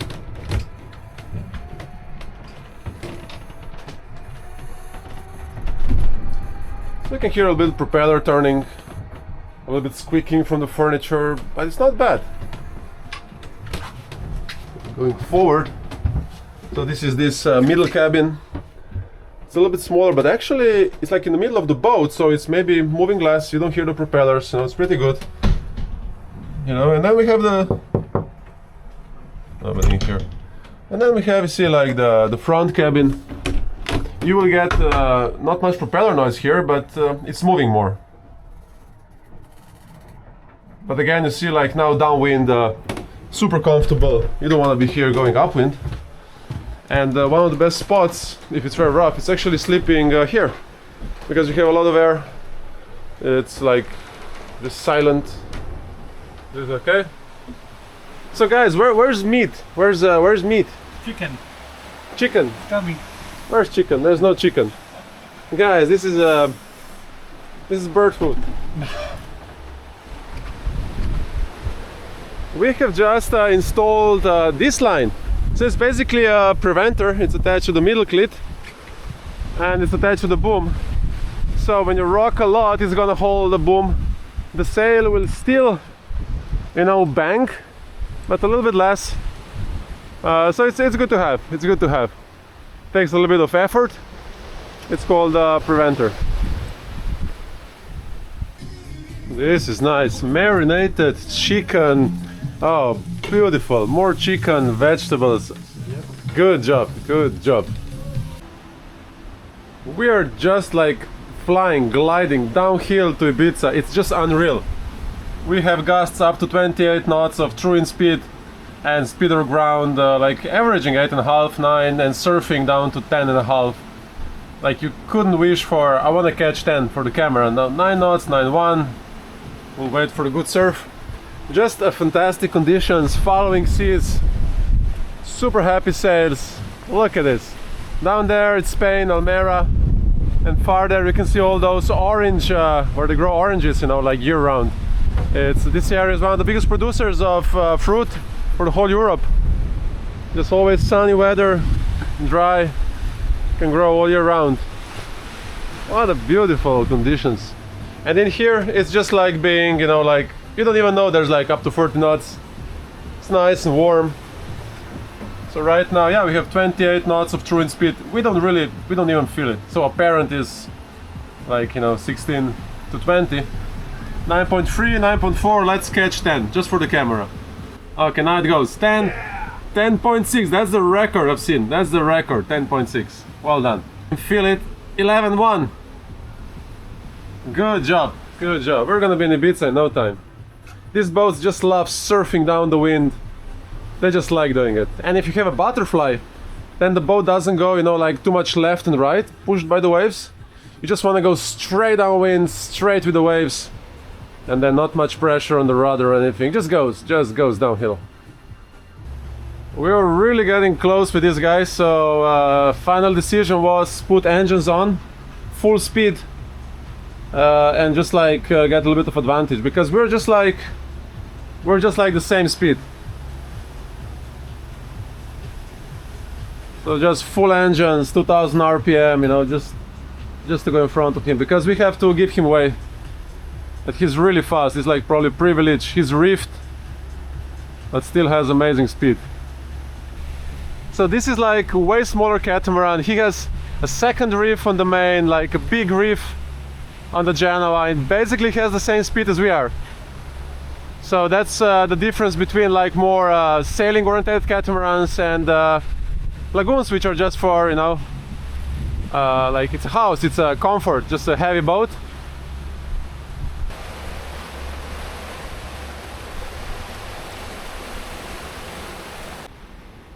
When you're watching all these boats, you're not sure are they moving or not moving, and actually you see this blue nose. This is actually their cursor ground, and longer the nose, the more speed. So the length is means speed. So obviously you see these two guys are moving, and when you look at this guy, he's just like still. But this guy has this blue thing like sideways, which means he's just like drifting very slowly. So we don't have to be afraid, because we see this guy, you see he's run there, and he might be moving, so he will just, you know, like crash us. And oh, okay, it was like 8 knots VMG, similar true wind speed. We're on butterfly, and we have set wind autopilot to 160 apparent wind angle. So it's kind of interesting. The wind is actually coming like this from 160, so not straight down, but 20 degrees off, and then it bounces into the mainsail, and the wind bounces then into the Genoa. Because on a monohull you cannot do that. You know, monohull you usually go mainsail upwind, but now on Catamaran the Genoa is turned upwind, and no way it's gonna collapse. It's just incredible. We're now testing the limit. So right now we are apparent wind angle 155, which means that the wind is not like this, but it's 25 degrees from here. So the question is like, how much can you go until you know, Genoa is gonna collapse? And why do we want to know this? There's a bunch of ships, so we want to know how much maneuvering space we have. So like we can go probably like 180 straight downwind, and then we want to know how much to this side we can go. So right now we know 25 degrees is the maneuvering ability right now. 9.2 knots, the wind increased, so we're having gusts up to 27 true wind speed, and then the speed over ground just climbs up. And even now you see like 8.7 with 24 knots of true wind speed.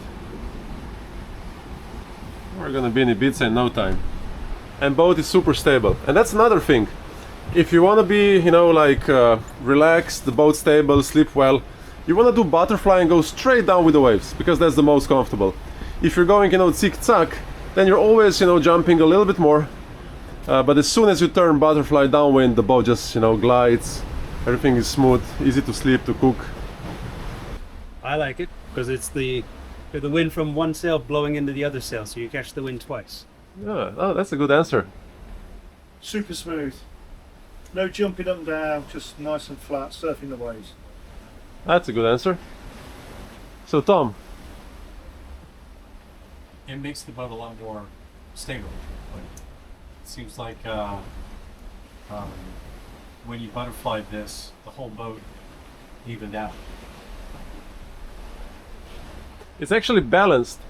So if you look carefully, see the Genoa is pushing on this side and mainsail on this side, so the rudder doesn't have to do much, and you go straight down the waves, so the waves are not pushing you left and right.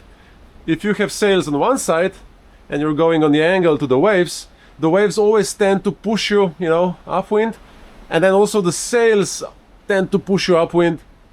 So the boat, the rudder has to work, you know, way more. So we see like the sail just touched a little bit the shroud, so you can touch a little bit, but that is the limitation of these catamarans. You just cannot open the boom a lot. So I'll show you from this angle. See, like this is the max that you can actually open the boom. And if you compare this to monohull, it's kind of funny, but that's how it is. The wind is coming into the mainsail and then it's being pushed into the Genoa.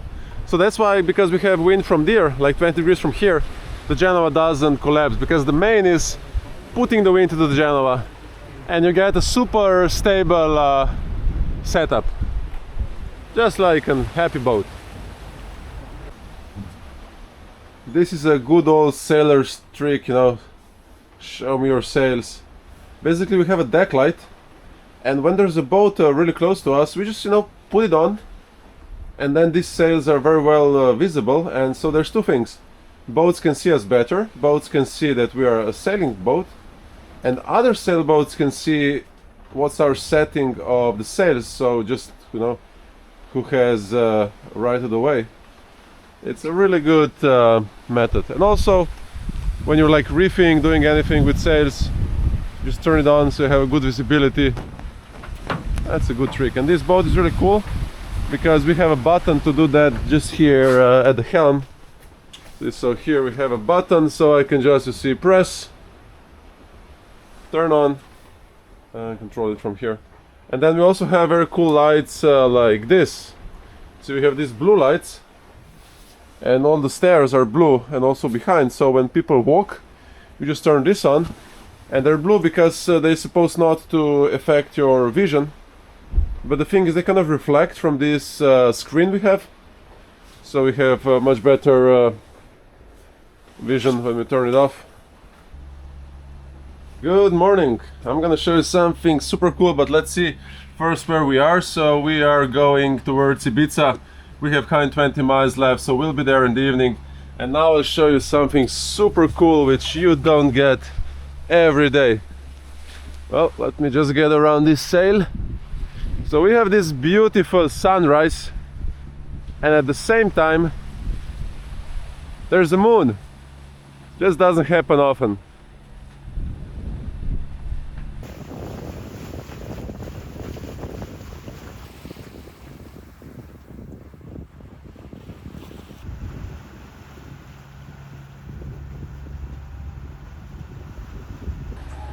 We have our last meal today because we are out of food, so we have to restock now in Formentera or Ibiza. And this is the last meal. Sausages, chicken, a lot of decoration. How's this called? We're gonna make a Stropska salad, Oh, and then it's I'll make some kind of sauce to go with the turkey here. eating very healthy, like low carb, high protein and fat. We're gonna get skinny.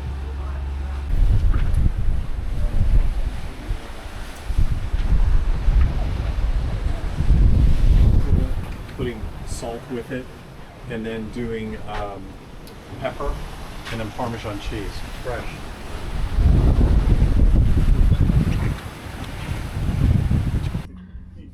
Yesterday night we came here, Formentera, one of the best places around here, and now we're gonna go in here to this marina and then explore the island. So let's zoom out to see where we are.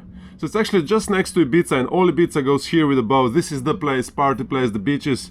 This is where you want to be when you're here in Ibiza. Let's take a big picture. Started from France, Biscay, Portugal, Gibraltar, now in Ibiza, and then we have to go all the way to Croatia. Unfortunately, the cloud just came, but otherwise this is like just beautiful, very shallow, down there like 3 meters. We're anchored on 5 meters. You can see Ibiza down there, and the beach just goes and goes and goes and goes. Amazing place. And then down there, from this side, there's this town, La Savina. We're just gonna go to Marina now, probably for 2 days, to sort things out, wait for good weather. Lagoon 51.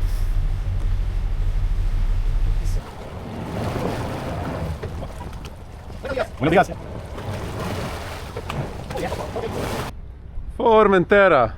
So lucky to get a spot here at the beginning of May, but in 1 month it's impossible to get a spot here. So crowded. So we're here. We're gonna be here for 2 days because tomorrow is rainy, but now it's time to do some bikes and go around the island.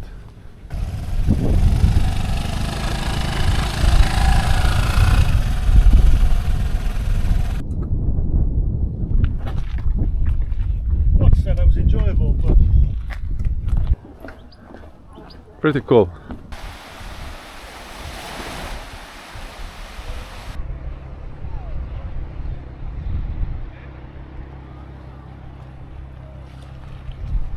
We came here. Now this has to be one of the nicest beaches I've seen. Just has to be. What a place.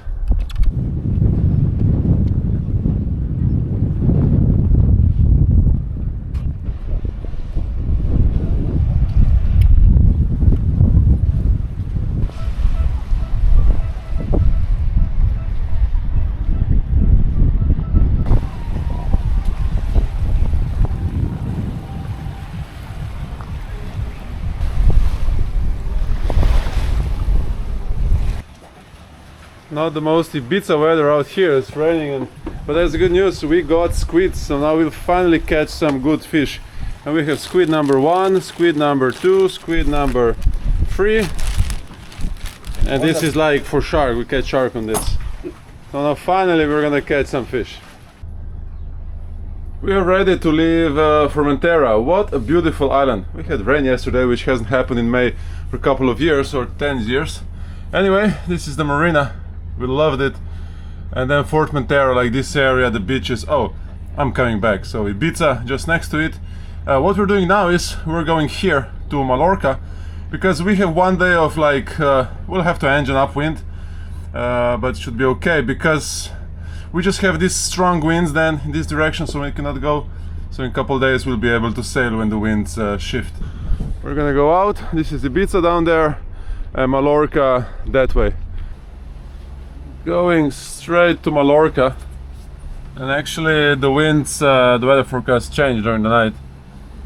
So now we're heading upwind. We're supposed to get winds like this, but now of course they're a headway, so we're just gonna have to use both engines and we'll be there afternoon. So just a little bit bouncing today, up and down. In case you lose your compass or you don't know where you are, you have no navigation, so what is the right direction? Like in 99% of the time it's like just go straight upwind into the waves, because that's usually what you do. You won't go wrong. We made it to Mallorca, so Spain, Italy, Corsica, Sardinia, Ibiza. So we came today from here, actually from Formentera here. So this is Mallorca, and we're gonna go in here to this marina in the middle of nowhere, but it's just the only one that had space. So it looks like this. Actually beautiful cliffs down there. There's one marina, a little bit bigger one, to which one we go. It was not that easy to get a spot in Mallorca, and the prices are very expensive. So for the last 2 nights in Formentera, we pay just for 2 nights 480 euros, so 480 euros, crazy expensive. This one is gonna be even more, so probably for 2 nights around 500 euros. It's really too much, but I guess it's normal price. But the bad weather is coming, so we have no choice. We don't want to risk with the boat. Marina Rapita, kind of cool space. We're just waiting for a long time to get some fuel and moorings. Nice place otherwise. It's very windy outside. It's gonna be up to 40-45 knots, couple meter waves, so we're just stuck here in the marina for 1 more night. So we'll be here 2 nights. We have a bunch of ropes, a lot of fenders, just making sure everything's gonna be fine. Sometimes they just get squeezed a lot. Otherwise, a nice place. So we had a little bit of issue because we broke the button on the mainsail, and then we were here in the middle of nowhere. And at midnight, Alvaro was just walking past our boat. We started talking, and he's like, "Yeah, I work with sails." And then eventually we figure out he's a sail maker, and we need a button. And here's our new button. So thank you very much, Alvaro, for saving our sail. Now we can do a good sailing towards Croatia. So he's the man. He has in Palma, the big sail maker. Pullman Sails Spain. We're based in Palma and in Lanzarote also. Beautiful sunrise, and we just left Mallorca. Beautiful winds, full sails. We're actually doing 8.7 knots because the angle is good. You see, very rarely you're gonna get this angle. It's either straight ahead or straight behind. Very rarely you're gonna get good wind sailing. I don't know why. So 50 knots true wind speed, 8.6 speed or ground. This is Mallorca, Ibiza. So we're gonna go across here towards Sardinia, Messina Strait. Go down around that corner, turn left, and then 4 days of pure sailing. Very happy boat. The button up there is working really well.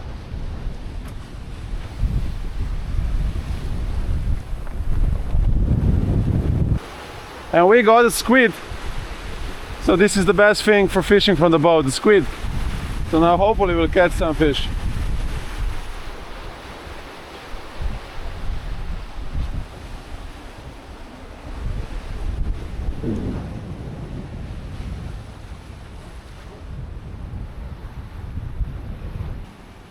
.2 knots, like consistent. 60 knots of true wind speed, 14 apparent. Okay, dropped a little bit, but we've been over 8 knots speed over ground all the time. There's no current. Actually, we have a little bit current against us. Actually, pretty decent speed. So the good thing is that we don't have any generator. We don't have a water maker, no AC. So we are relatively light boat. We don't have any, dinghy platform.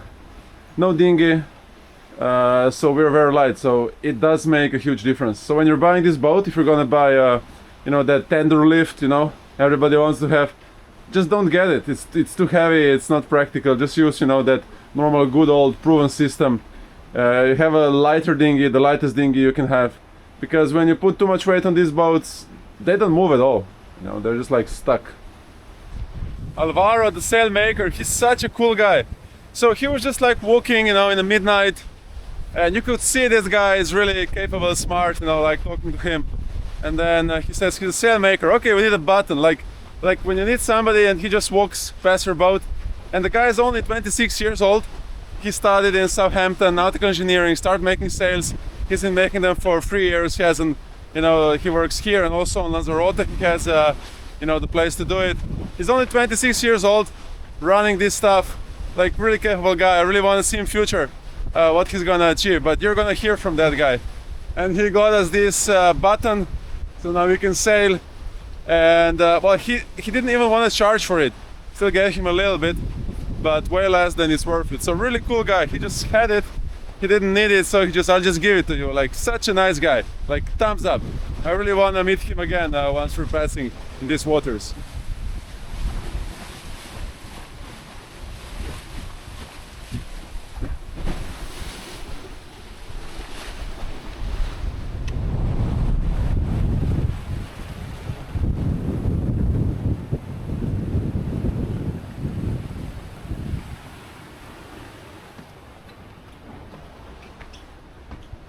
What do you think? One of the nicest sailing today, huh? Very nice, very good. Glad you have those waves, the winds that will help us push forward. And we almost hit 9 knots. Oh, 9 knots? Yeah. 9 knots? Oh, we're back to 8. Whenever I go, we go fast. But almost 9 knots. Beautiful. We are turning the tip of Mallorca, and now we're gonna go straight here. So we have around 250 nautical miles. Just passing this beautiful lighthouse, and now just open sea for next day and a half, 2 days. Winds have settled down, and lucky we have 80 knots of true wind speed, only 11 apparent, and 6.5 to 7 knots. We have a lot of swell. Actually, I don't see it on the camera, but yesterday the winds were from this direction, so there's a pretty big swell, but it's not bothering us much.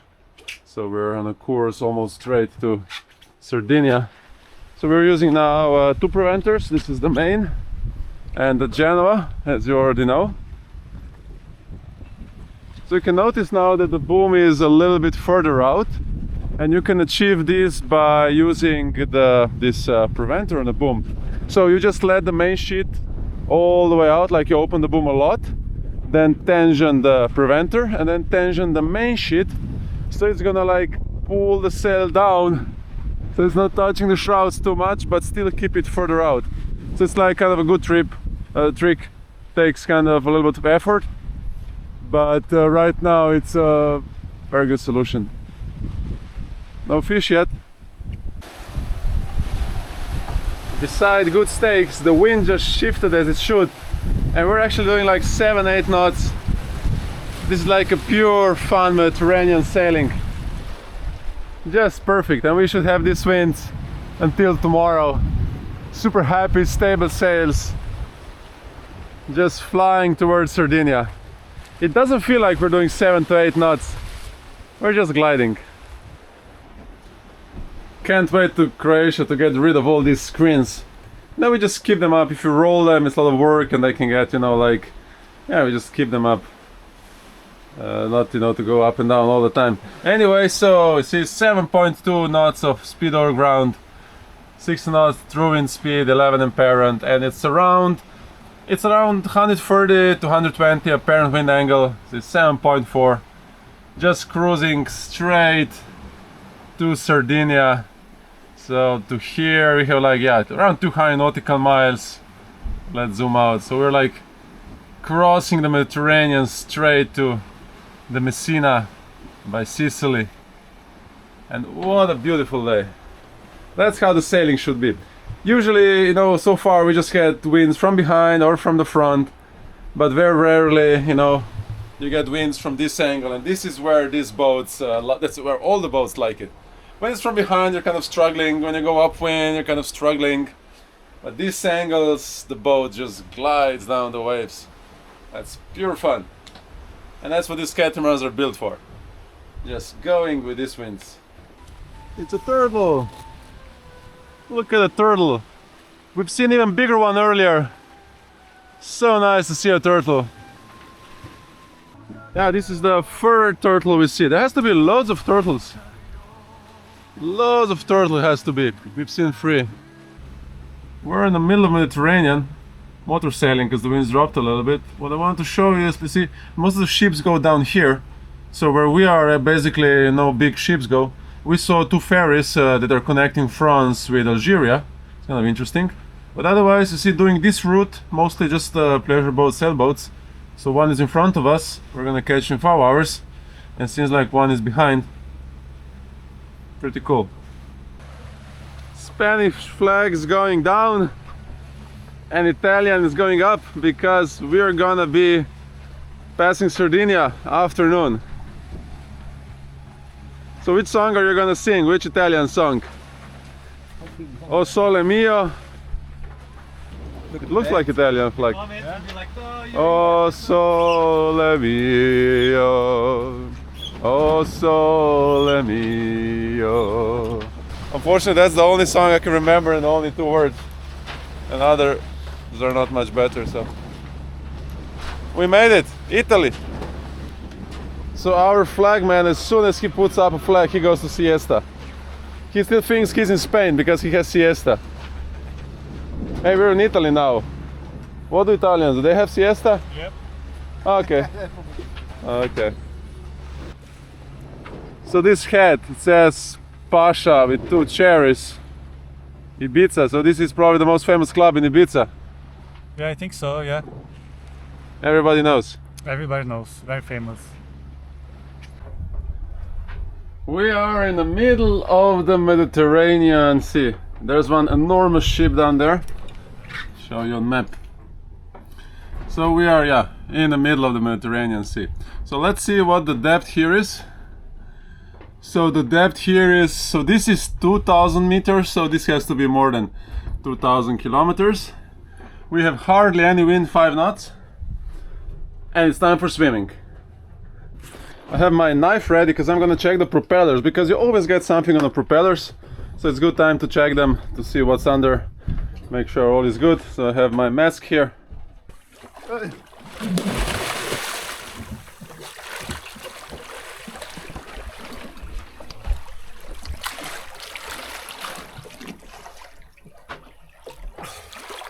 Oh, this was brand new.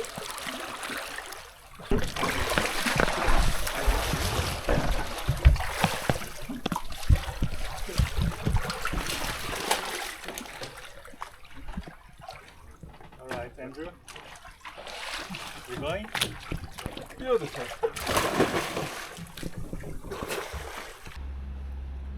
I've just seen something I've never seen. It's so cool. You see, you have little boats, you know, and then you can press and get information, you know, AIS system.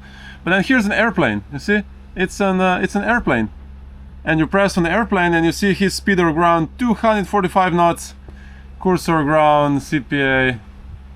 Pretty cool. Like, you have airplane on AIS system.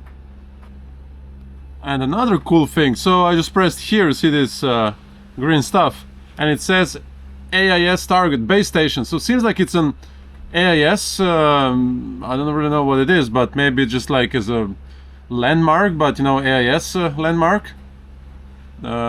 Super cool. We made it to Sardinia, so we're just under Sardinia now, 15 miles away. We have 5G signal. What a big, beautiful island. So we just crossed the longest part of Mediterranean, now going towards this fish. This is Lipari Island, just above Sicily, a beautiful place, and this is gonna be a next stop, which is gonna be in 300 nautical miles. And we have a beautiful sunset, and we can see Sardinia down there. A beautiful, typical Mediterranean sailing day. No light winds, around 50 knots.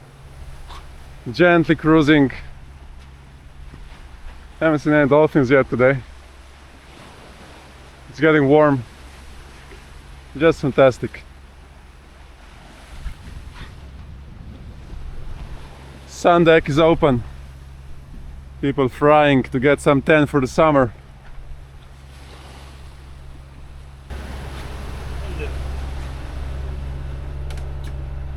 So today we are having beef with stuffed peppers. Oh, this is so like Balkan food, Croatian food. So you stuff peppers with meat, with all kinds of stuff, and then you throw it into like tomato sauce. You boil it. Mamma mia, that's good. Homemade ones from scratch. They're not from can. So well done, Andrew. Stuffed peppers. Which means we're getting close to Croatia, because this is Croatian food. Well done. Nicely progressing towards Sicily. So I'll show you a trick. See, if you set your map like this, it looks like, hey, we're almost in Sicily, so it's like 100 miles. Now we're almost there. But then if you zoom out, oh, Corsica is right here, so we haven't moved away from the Corsica, right? So if you do it like this, it just looks like, hey, we're still here. But if you do it like this, oh, this is even worse. You see, like you're almost there. And then zoom in like this, and it seems like, oh, we're almost there. So we have around, so we go here to Lipari Islands, 200 nautical miles left, so we'll be tomorrow in the evening. Down there, the first small island in Italy, next to Sicily. We have a beautiful sunrise, and afternoon we're gonna get to Lipari Islands, just beautiful islands up the coast of Sicily. We are motor sailing because the wind dropped a little bit. We have one engine and the Genoa heading straight downwind. Show you on the map where we are exactly. So we have 75 miles left here to the Lipari Island, and this small big island down here is Sicily. So let's zoom out. Sicily, Italy. So we came far. So we started here, Bordeaux, the river, Biscay Bay, came all the way around the Mediterranean, and very close, very soon we're gonna be through Messina Strait and then Adriatic Sea, and we get to Croatia. We see land like right in front of us, Isola della Cudi. It's just a huge rock, but it's so spectacular. Look at it. We can see Sicily. On that side it's a little bit cloudy, but we can see it really well. So we have 5 more hours to Lipari Islands. Dolphins are here. They're saying welcome to Italy, welcome to Lipari Islands. Always so nice to see you guys. Always bring good mood on the boat. And I'm just looking at this fantastic island. It's like from the movie, from it's a volcano island with a little bit of clouds up there. And these guys are saying welcome. Getting closer to this island, and it's getting better and better. What a fantastic island.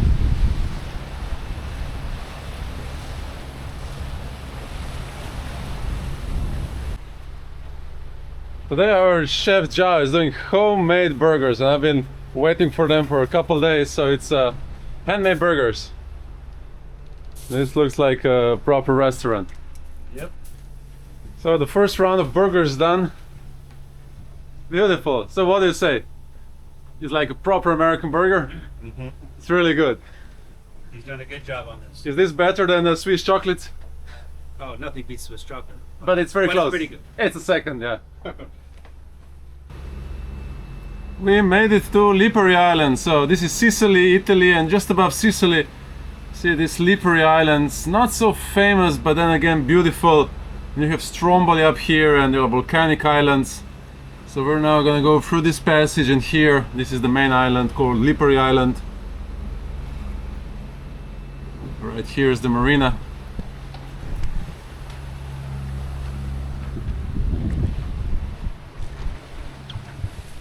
This is the passage between on the right volcano, and it's actually, I think it's active volcano island, and then Lipari Island on the left. Just a beautiful place to be.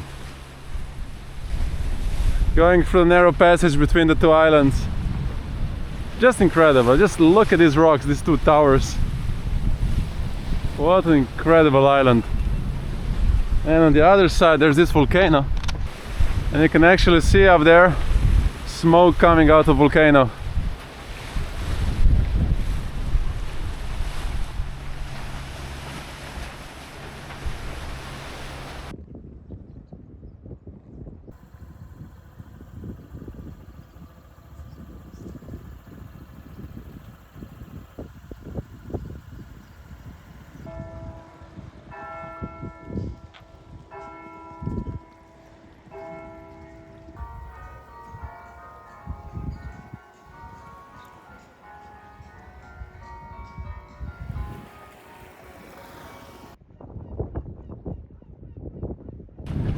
Nice marina here in Lipari, except we have around 20-25 knots from the side, so it's gonna be a little bit of challenge going out, but I'm just gonna put one line there, you know, swing out, so we'll be just fine. We don't want to crash this boat on this side, but we'll be okay. It's a good technique. Otherwise, had a great day riding a scooter. And now let's go, Messina Strait. Leaving Lipari Island, what a great place it is. And now around 5 hours 45 miles and we're gonna be in a Messina Strait. Super cool passage between mainland Italy and Sicily. Down there we can see Vulcano Stromboli. It's an active volcano, like recently it was erupting a little bit. We made it, Messina Strait, so Italy and Sicily, in between the famous Messina Strait. I just love going through here each time. So we have around 1 hour to get here, squeeze through here, and we're motor sailing slowly, a little bit of light wind from behind, using Genoa and one engine. Sicily on this side, I just called Messina VTS, it's like Messina Vessel Traffic Service, and I announced us, although shouldn't actually do it for small boats, but I do it anyway. So we have to stay inshore, so basically this is the separation zone, so the big boats go down here, they go up here, and this middle is like no-go zone, and we have to stay inshore, so basically between here and this, just not to make any mess with the big ships, and then we should be fine.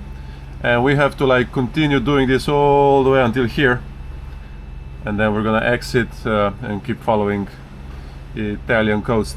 We can already see the entrance, so the big tower on either side, this is the electricity, and it very nicely marks entrance to the Messina Strait. We're just looking at these towers and there's no cables, so probably the cables are now under the water, but they kept the towers because it's a great marking for the entrance. But yeah, there's no cables. They could do a very long slack line. What a great place, like this is the experience, this is worth doing it. So now all the eddies and whirlpools, and then the boat just goes zam zam.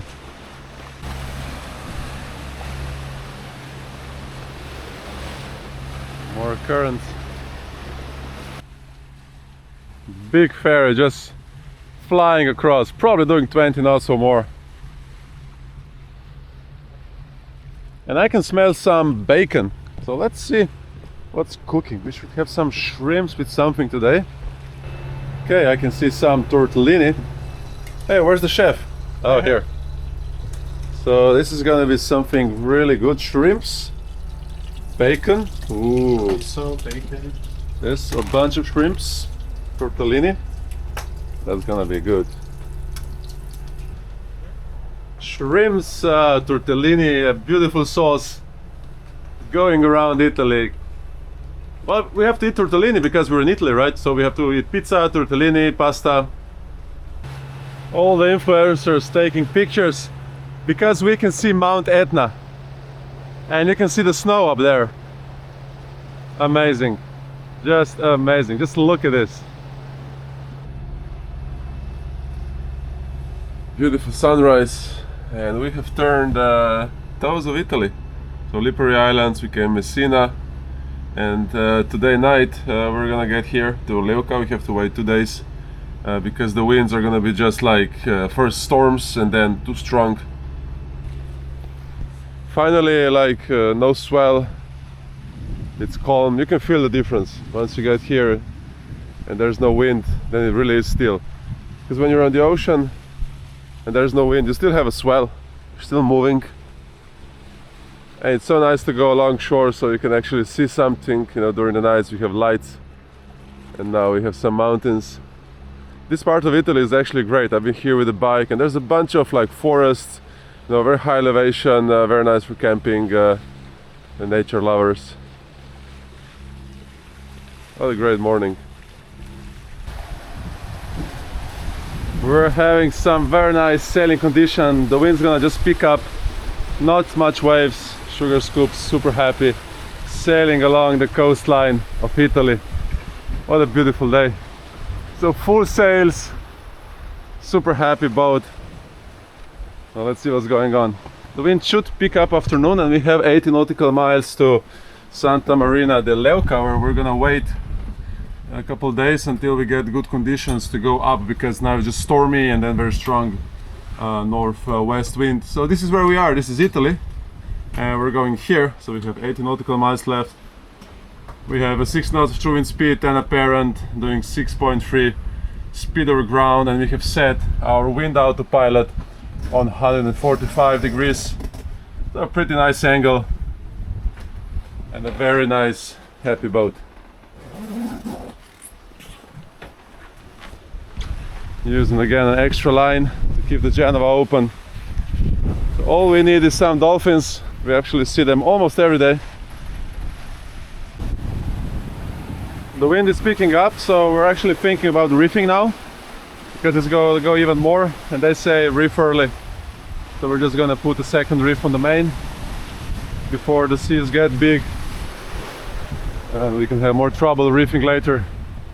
But just a beautiful sail right now, full sails. We could easily go for longer. You just want to reef early. Way easier. So we're doing like over 8 knots. Wind speed 22 knots. So yeah, it's a good time to reef now before it gets worse. We have now a second reef on the main and full Genoa.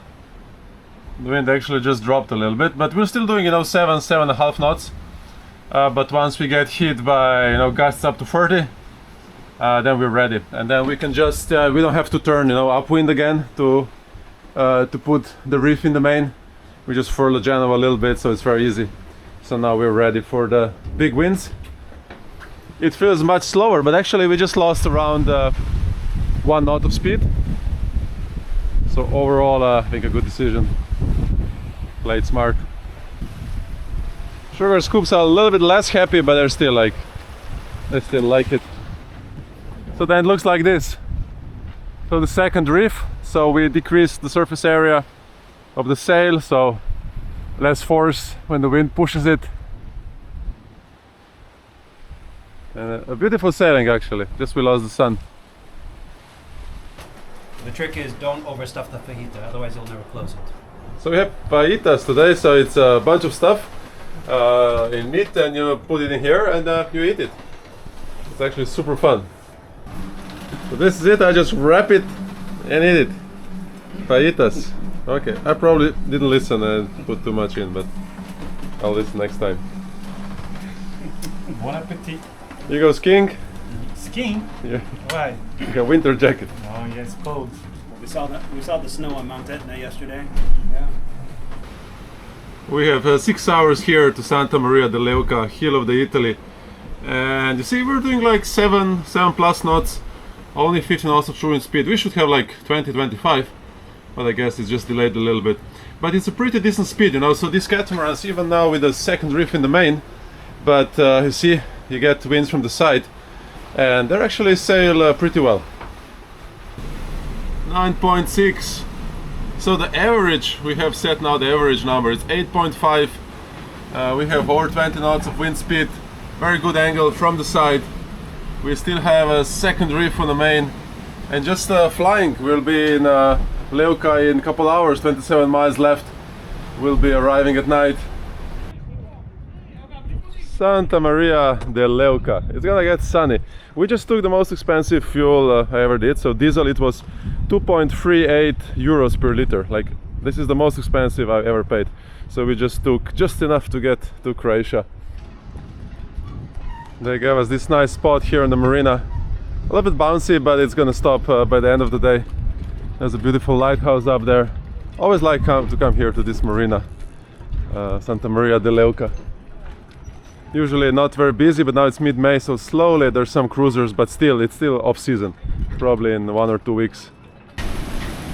We have a small storm, and it's great. It's gonna wash. I like these short showers because they wash the boat and the mast and everything, and it's nice to be here safe in the marina.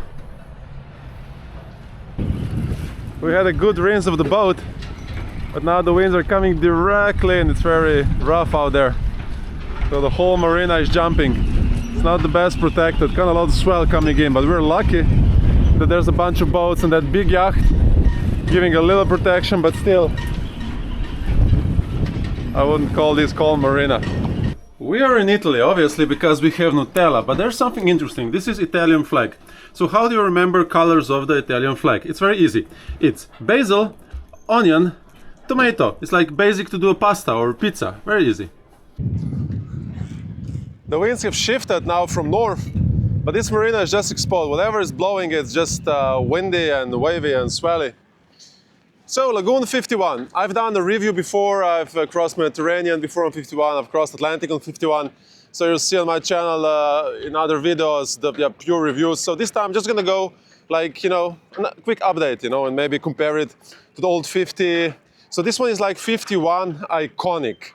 So what does that mean? There's actually extra leather front, a little bit different cushions, but everything else seems to be very similar. So comparing it to Lagoon 50, I still love these sugar scoops, except they're sticking too much out, so you're gonna hit another boat or a pier. So this should be kind of straight, but otherwise I like it a lot. It seems like the hull is going way nicer through the water. It's a great platform to swim, very easy to jump on, so overall very good.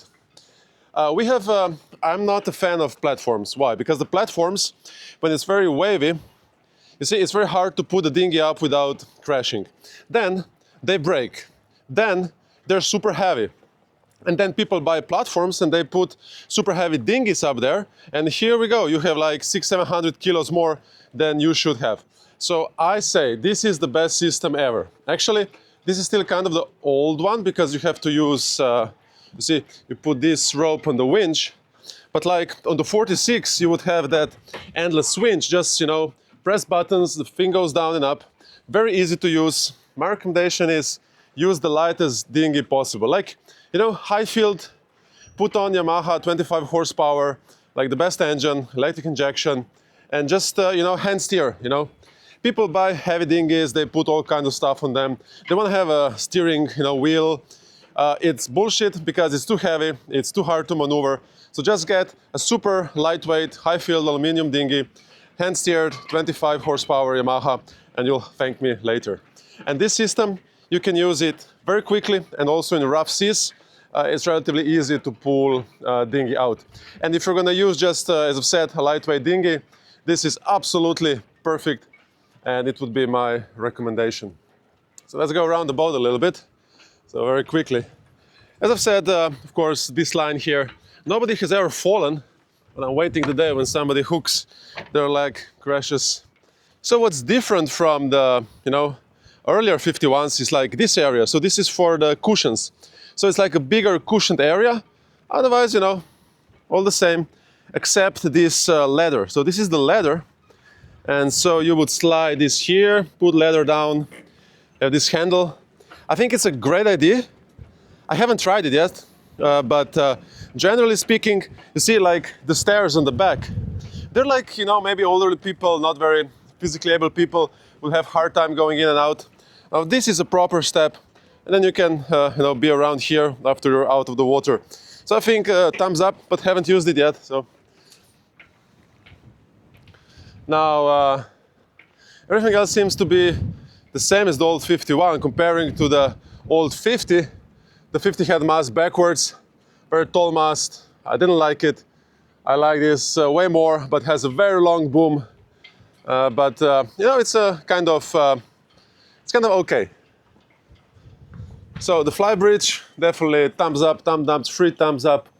Like the best fly bridge in this range. Everybody loves it. You know, you can just, we spend so much time here. You know, my crew even said if this fly bridge wasn't here and if we didn't have these screens, probably everybody would live in Porto, because it's how you can enjoy sailing, you know, be away from the elements. You don't want to be on the wind all the time. So this is really like thumbs up. And in this range, like say Fontaine Peugeot doesn't have this. Bali, well, maybe the bigger boats, but this is like the bridge. Outer area, it's decent, but I think this area could be improved a lot. It's not bad, but I think it could be improved. Now going inside, I still love this saloon. I didn't like it on the 50 because the 50 had the mast here and they had like something like no bench here, just like a drawer. And I just, I didn't really like it, but this one, it's great. So you can fit a lot of people. It's just a great in area. If you're gonna live on a boat, you're gonna love this. This is just the right size to actually live very comfortably. Kitchen does the job, I like it. There's a bunch of fridges, 2 here, freezer. There's one fridge outside, an extra fridge down there. So not much to complain about this. And then the cabins, as usual, no, they're just fine. So the back cabin, see, like plenty of space. It's actually nice to have a lot of, you see, light coming in. Now the bathrooms, you know, big enough, shower, big enough. Okay, so this toilet, this is Tecma. This is a disaster. This is like, I don't know how Lagoon can afford to put this in, but this is the worst. You see, like, the hole is too small, and it's not gravity. So basically, after a big meal, you are gonna have to use this to get rid of shit and just push it into the hole. Disaster. On the boat of this price, this is disaster. These toilets are disaster. And I've seen very good toilets before, so it's not like there's no good toilets. Just the choice is really bad. Now this is the middle cabin. You're only gonna have this like top. It goes to the like here, so no outer window. So you know, as long as AC is running, you're fine. But then it might be a little bit hot. Front cabin, nice air. See, like it's all, you know, kind of big. Nothing to complain about. They're just like nice cabins. So this is the bathroom, very similar. Not much to complain about it. Nice shower. It actually has 2 doors, because this cabin is also sharing a bathroom. So this is nice because also a crew can use it. You see, like on the 46, 42, if somebody else, like a crew, wants to use the toilet, they have to go into the cabins. Just, you know, doesn't make sense, but this is kind of cool. So the other side, it's just identical, 3 cabins. On the previous boats, 51s I was sailing, it was like owner's cabin, so the whole hall was, you know, just 1 cabin. You can take a look at the other videos. But otherwise, you know what? I actually kind of, I didn't really like the 50. I didn't maybe like the old 51, felt soft. But this 51 actually it's, I kind of like it. It's kind of enough space, great fly bridge, great inner area. It's not flexy. Kind of like it. I'm looking at this Italian flank and it's very easy to remember the colors, so green, white, red, because it's like basilica, mozzarella, pomodoro, and that's all you need for a good pizza, for good panini, and good pasta. Safety. So on this boat we have a couple of things. This is the horseshoe, and it actually looks like a horseshoe.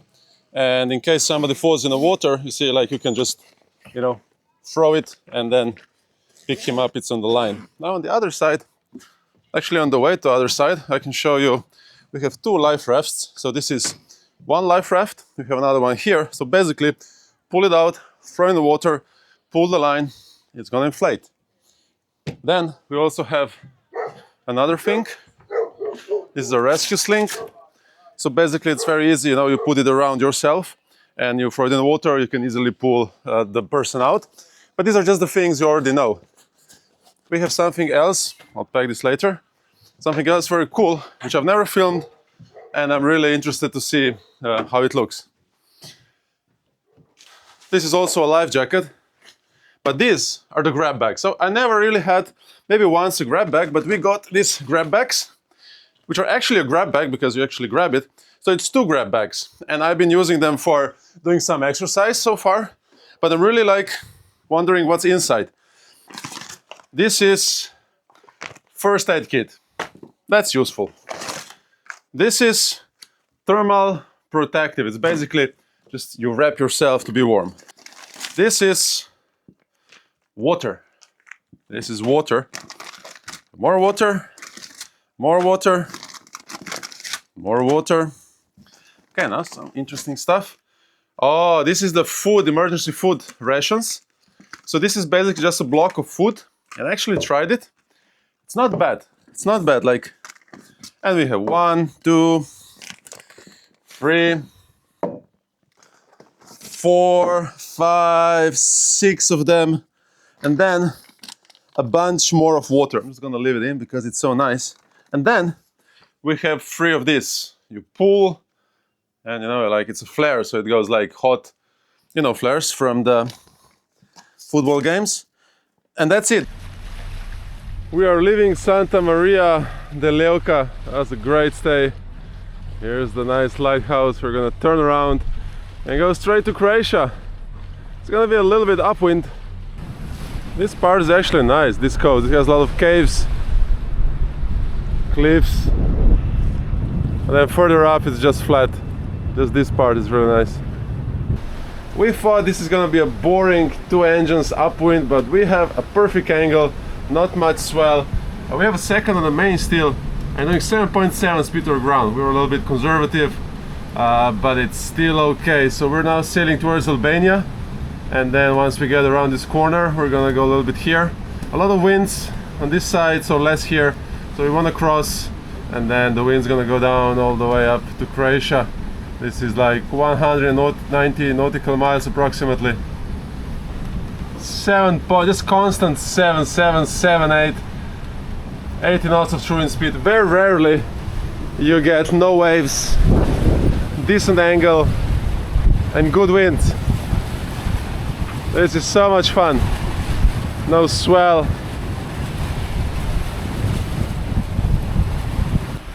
Sugar scoop, super happy.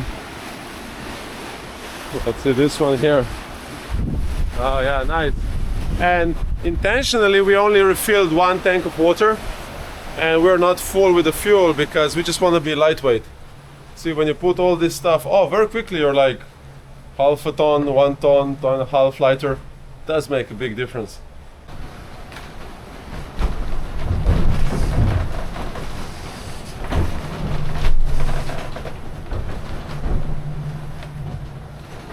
So we're now trying to get to Dubrovnik.